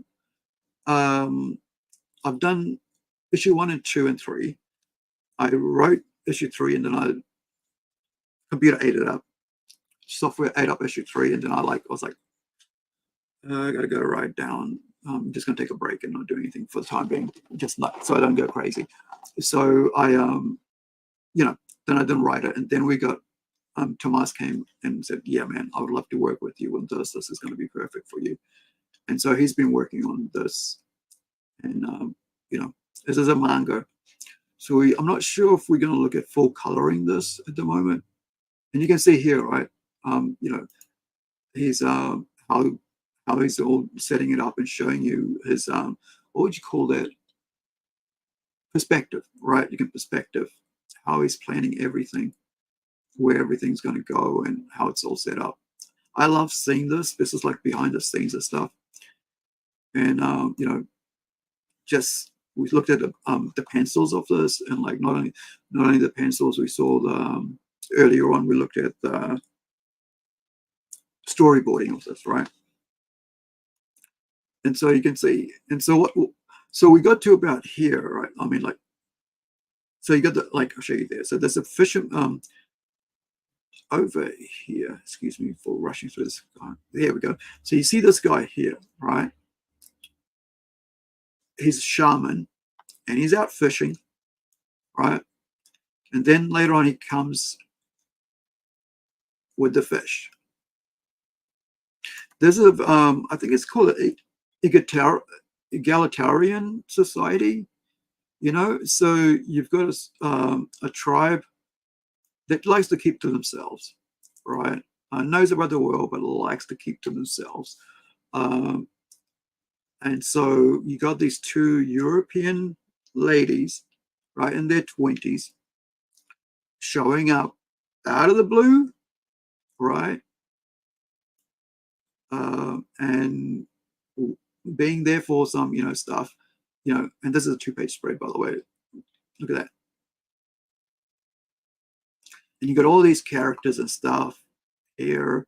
You got not, and here's the thing, I had to research the names, like, and then, Philippines, Indonesia, and stuff like that, the names of the locals and what each name meant. And so then I could give them the names, right? And so, you know, like, with these, one thing that I, because I was looking at this and going, people are going to be confused with all the different names. So what we did was Tomas basically went and did like character art, like we showed with like, you've got Kirsten there. I mean, sorry, Amber there in a flowery top. I got him to, go in and do like profile, and we look at it soon of all the characters, because they do have a lot of like, there's like support characters in this, as you can see here, with these people here. And so I wanted to have like a whole showcase of that. And that's, let me just check here. So, so this is a page from issue 1. And so I had him do a page, to kind of like a foreshadowing of what will happen later on. And so that's why that's there. So here's where we were at with this. So that's why there's like 2 page, was it 3 page, 1, 2, 3, 4 pages missing here, and we jumped ahead. So like, where are we? Did I go down? Trying to show this 2-page spread. There we go. So you can see, that's a pretty cool, solid work. You got the shaman, you got the priests, you got the elders, all set up there, And there's a thing about this is like, you're looking at this is all based on actual other tribes around the world and how they would behave with foreigners, right? Visitors and stuff. And so you got food being put out and stuff and things. And so, you know, there's a lot going to be going on and so on. There's like, I think there's about, how many pages are we on this one? Yeah, so all up it's about 36 pages of art. And then we go into like, you know, whatever else we got to do. Or is it just, yeah, I think it's about 36-page comic book and probably about 20 to 30 pages of artwork. These are just like my placeholders for bubbles. So when I get there, I don't have to copy, you know, go over here and get new bubbles put on. So that like it's there. I just like write, you know, copy paste the text into it. It's already centralized and stuff. But you know, so we've got a lot of different things going on. It's all about, for me as an artist, I mean, sorry, as a writer, I'm just telling stories about lots of different things. And we just find, you know, anybody who wants to work with us, you know, they come and we go, okay, the story might work with that art style or that art style. You know, I just, you know, there's some really cool work here that's being done, you know, with our teams. They're just great. What I was going to show you is open up. Let me open up this page with the character art. So is it there one, or have I put that away somewhere else? Or have I not even opened it yet because I've been busy with other stuff? Character. No, it's not in that folder.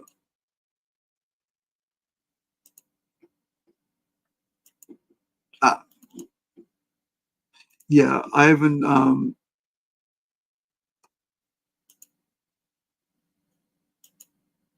The only one I opened up was actually. Let me see. Let me open up one of them so we can see. Let me pop out of here first, though.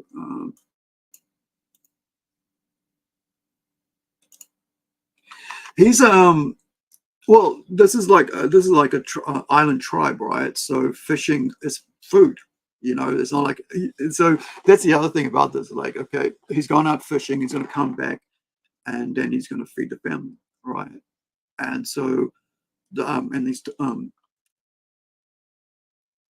Nathan's talking about this gentleman here. He's a shaman. You know, he's just providing for the family for that day. You know, and this is the thing about like I think a lot of people that haven't, you know, haven't lived outside the West don't understand that. Like some places they don't have, you know, if you want fish, you got to go fish, or you pay arm and a leg at the grocers. And of course, that happens right now as well, right? You can pay like about $30, $40 for a friggin' salmon, or you know, or you could just, you know, if you're able to have a net or fishing line, you can go try. I mean, not like we don't have salmon. We have like private, you know, trout. Sorry, you can go to a lake and catch a trout if you're lucky enough. Actually, was a couple of years back. I think about, yeah, 2 decades back. I got invited to do a documentary film because that's when I was working, you know, as a film student. I got for my BA, and I got, you know, hey, we'll look after you for the weekend if you come and film that. You'll pay for your, you know, we'll pay for your food, we'll provide you everything, and we'll take you around.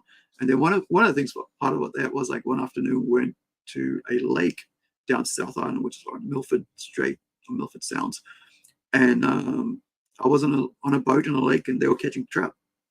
It was pretty cool. And we got to go home and eat some, if I remember right. Yeah. And but I've been fishing as well. Like, so I mean, I grew up in Fiji, so my once a week or once every couple of weeks or something, my granddad and my uncles was to go and fish just over just 15-minute walk from home, which is now like a resort across the road. I mean, across the stream from our, you know, where we used to fish, but people still fish there because it's public. It's not like you know, it's not like a private area. the actual island resort is a private area, but the main place that we're with, anybody can fish and do whatever. And people like sometimes, you know, catch little things and they shouldn't. But a lot of tourists do that as well. I think one thing you have to learn about if you're going over anywhere as a tourist, learn the culture. And a lot of things we have in New Zealand is a lot of people arrive here think they can just because they can fish for little fishes in their country and it's part of the delicacy. They think they could do the same here, but we have like a 20. It's got to be this big, 20 centimeters, before you can catch snapper in New Zealand and take it home, right? And so on. You could get fined because we are very protective of our our diversity, our fisheries and stuff like that. So we get a lot of people like black marketeering of us, and it's quite sad because it's like we try and protect for the next generation. And I've been watching like people like things they do to, and this is like documentaries or items on clips, videos, not clip videos, videos done by amazing creators here, talking about that sort of stuff on YouTube, about videos. Like I think We Are Top was doing a whole thing about like introducing like invasive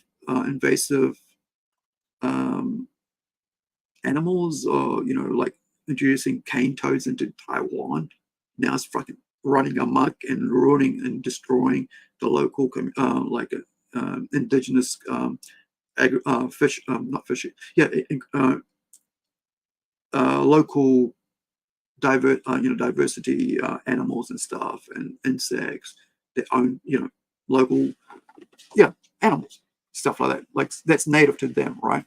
And so that's kind of sad to see, because a lot of time, and here's the thing, a lot of times activists have no clue about why things are the way things are, because they don't understand that if you break something out of a cage thinking that you're doing good, that animal could basically ransack an entire and biodiversity of the, I'm finding the right words, but the animals that live in the native in that country, and like they've had that in Taiwan's like been overrun by freaking snapdragons from America, right? And so and snakes and stuff, because the people had them as pets and then let them uh, let them loose. There was one where there was like in China, they had alligator farm, had like 1,000 animals, got out because it was flooding and they had to kill them because some of them they just couldn't get to.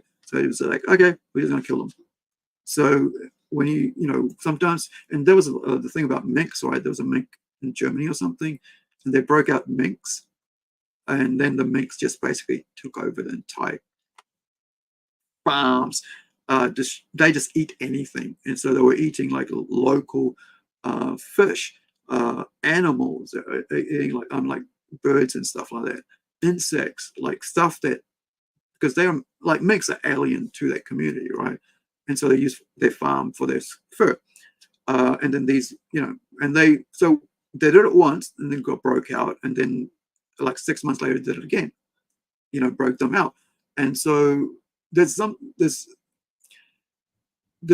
a brain deadness to these people that don't understand that, like, if you just release things into the wild, those things are wild, and there's infrastructure and there's a diversity in that community that if you introduce an alien element to it, it can totally take over. And that's kind of like this kind of in the sense of like what the situation here is. Like, you've got these two people, and I'm not talking about like aliens, like I'm talking about like just human beings, like as tourists, right? So these two young ladies are basically tourists, uh, on a search. They've done good work, and now they're going to meet this tribe.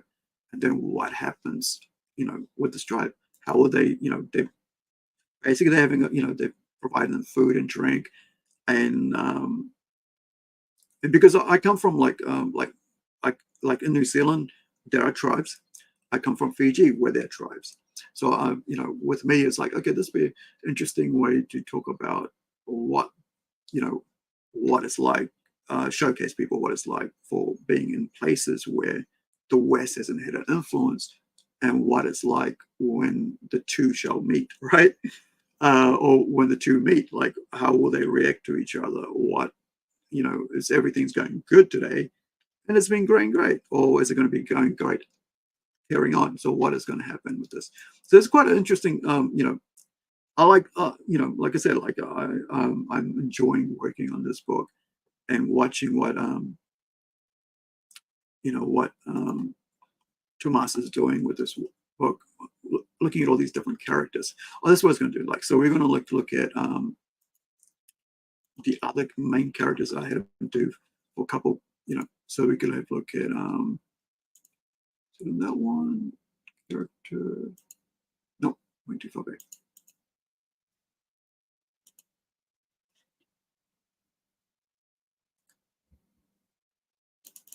There we go, character. So this is, me playing around with the character. Like colors, interesting. Like, so this is Tomas's, and I'm messing around with the character colors and stuff.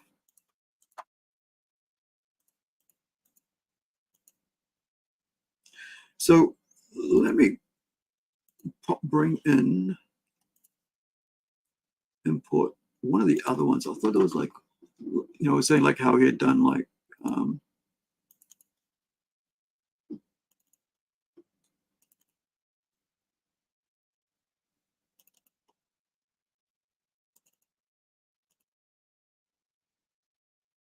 Shaman, Shaman. Oh yeah, here's Kirsten. So that's Kirsten. That's Amber's partner.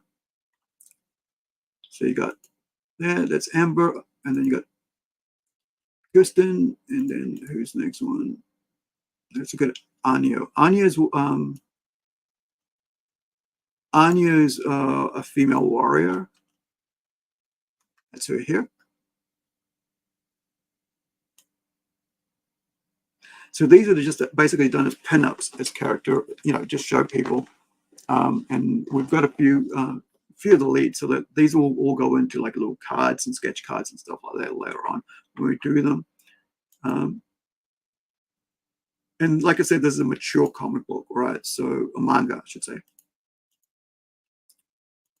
And this is a shaman that we had.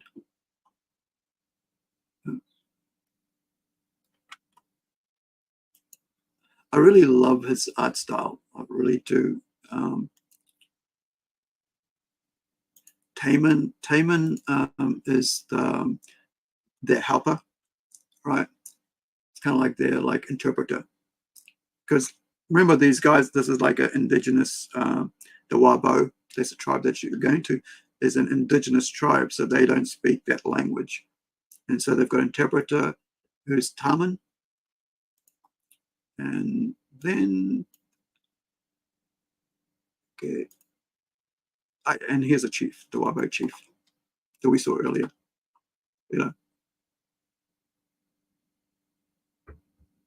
So one of the things about these characters, like from this,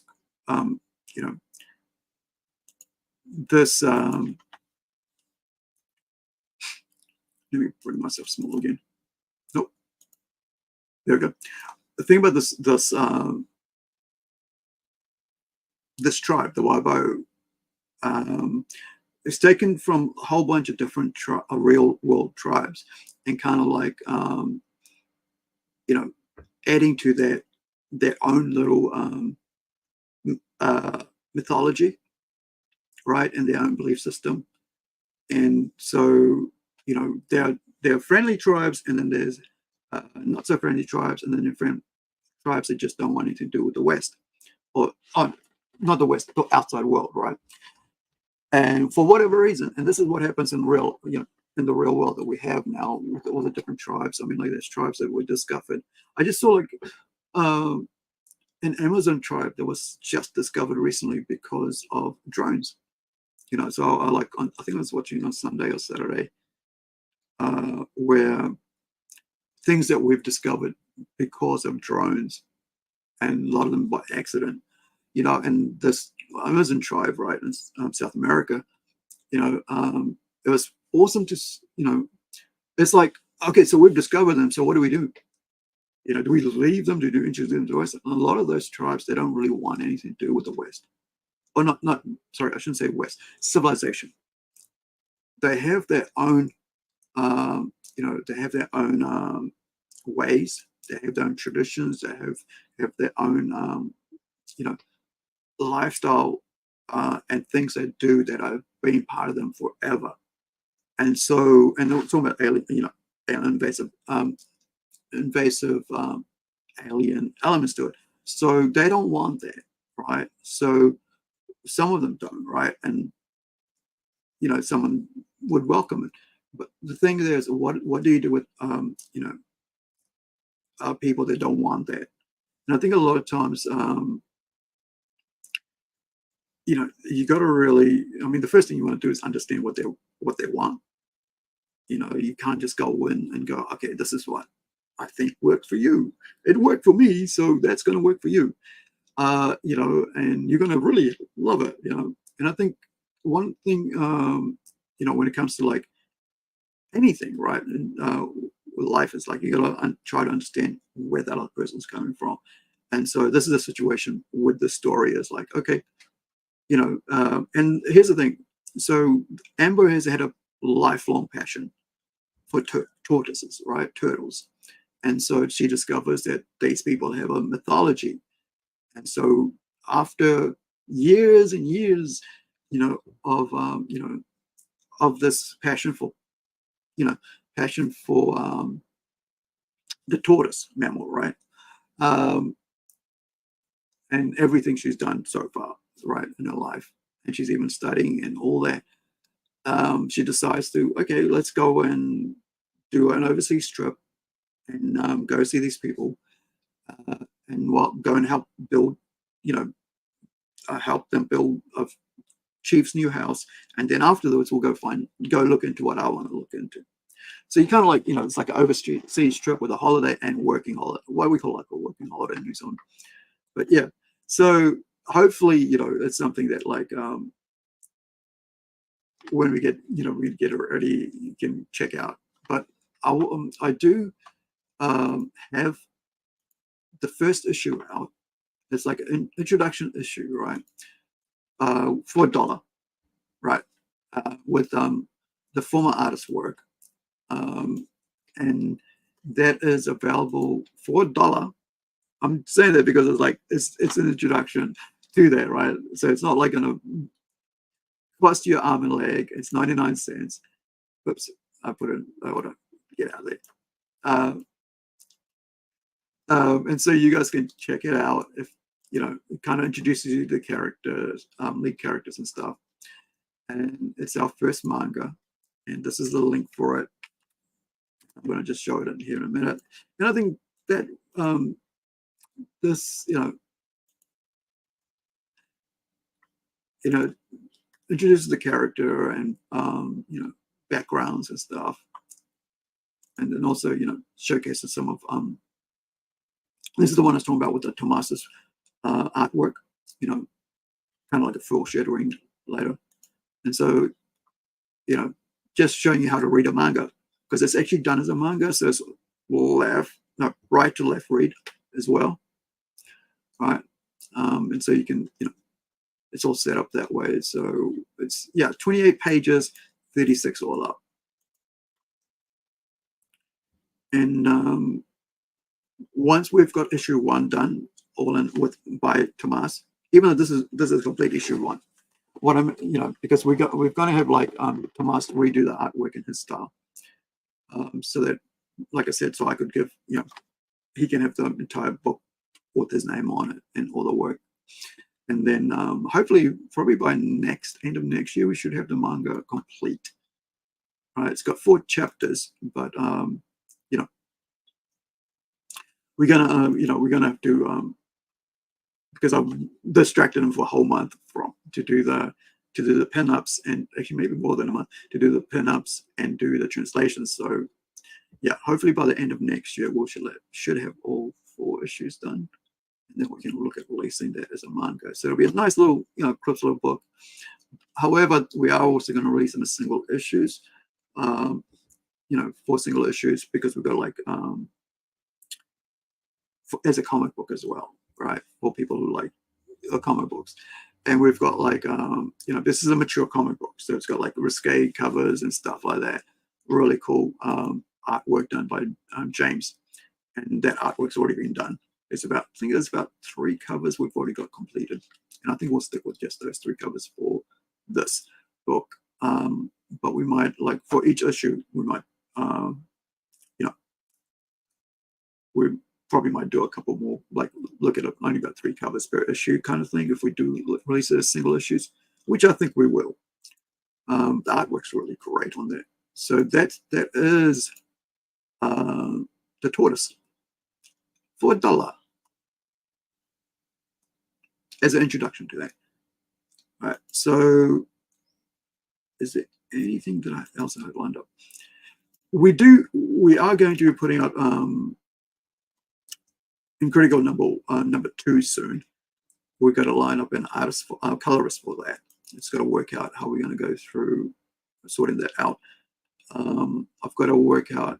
I've got to put it, make sure I've got all the lettering done for that, and then we'll be good to go. I think it was all 17 pages are in, but like there's like, even though 17 pages, it's actually 22-page comic book, and some of them are like double pages, and I'm like, wait, why do I only? Yeah, and then I realized that there was a couple of the pages like 2-page spreads and stuff. So if you have never seen, and this is your first time here, never seen, let me pop out of there. If you've never seen Incredible, this is Incredible here.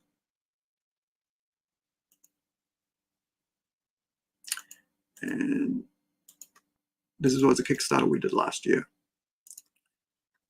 And I'll put the link there so you guys can follow that. And later on, if you decide to, help us with issue 2, check it out there. All right, that's a link for that. So issue 1, we've got it out to our backers and stuff. Just kind of cover it with the Kickstarter. But inflation sort of wrecked us on the freight and stuff. So but it's a really cool book. It's an all ages book. So we're going to be releasing the digital copy soon. We're also going to be like releasing a minimal reissue because when you're doing a comic book, you have minimum orders. Even if it's only one person bought it, you still have to print out those minimal orders. So we're looking at like I'm not sure when we're going to do this, but we're looking at releasing it number 1 again prior to like releasing number 2, just so people get who missed out on it can get a chance to see see the work that we put out for this. And some awesome covers. And the only person that bought this is the only person that knows what's on the back of this cover. Is a wraparound full foil cover that we did for that. Because I know we sold each one of the covers, which was kind of interesting. So we had 4 covers, posters, and everything and stuff like that.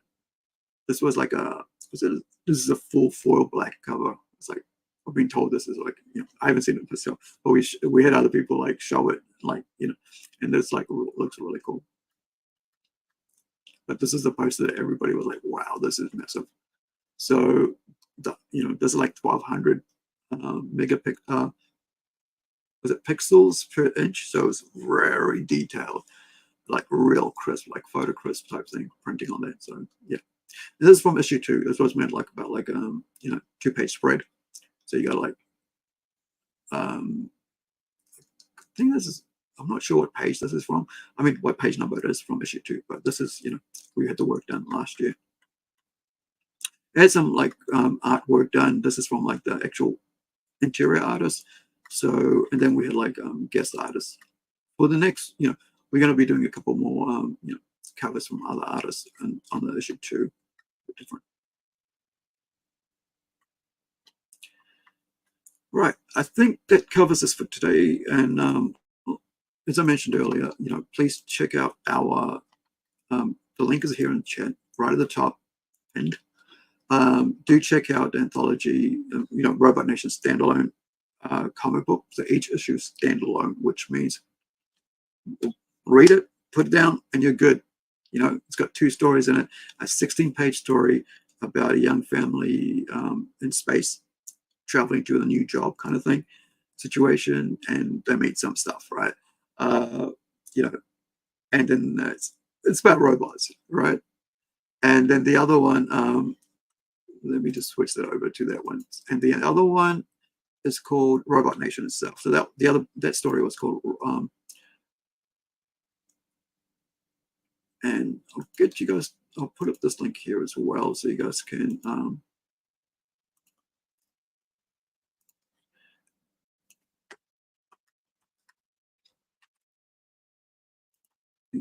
check out our Kickstarter page. So it's Plunge. Oh, that's the wrong one. Did you change on me? Yeah, you did. So Plunge NZ is our, is our Kickstarter page. So whatever, anything we do that's like not PG, right? Will be on this page here on our Kickstarter page. So you get all our stuff like that. We've got 5 more days to go. So I don't really I'm not holding my breath to see if it'll succeed or not. But we're going to, try. And if it doesn't, we'll try something else afterwards. Probably make it a smaller, release like a 5 covers. So you got English, Spanish, Portuguese, and then 2 other covers, and go for a real minimal setup with that. But do check it out. So this is, this is our Kickstarter page, Plunge NZ, the projects page. And thank you for joining me today. Wherever you are, be well, be safe, and all the best for you and your family. And like I always say, if you got a loved one close by, give them a hug and a kiss. And if they're not, right, let them know. You got like social media, you've got like phone, whatever, text messaging, chat, Skype. Because people like to be told that that they're cared for and that they're loved. And I think that's the way we can, make the world a better place, taking care of each other. So wherever you are, ka kite anō, which is farewell in Maori in New Zealand. And have a good day, and we'll catch you next time. Check out the Kickstarter. Check out our socials. It's all the links are for the socials are on our homepage, right, on this channel. And also do share and like our, if you like the videos or clips or whatever we put out. It's all about having fun and creating really good art, right? Trying to bring something interesting to the world of comic books through our great artists.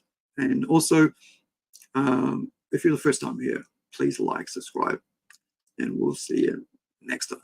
Have a good day, good week, and good month if we don't see you next time.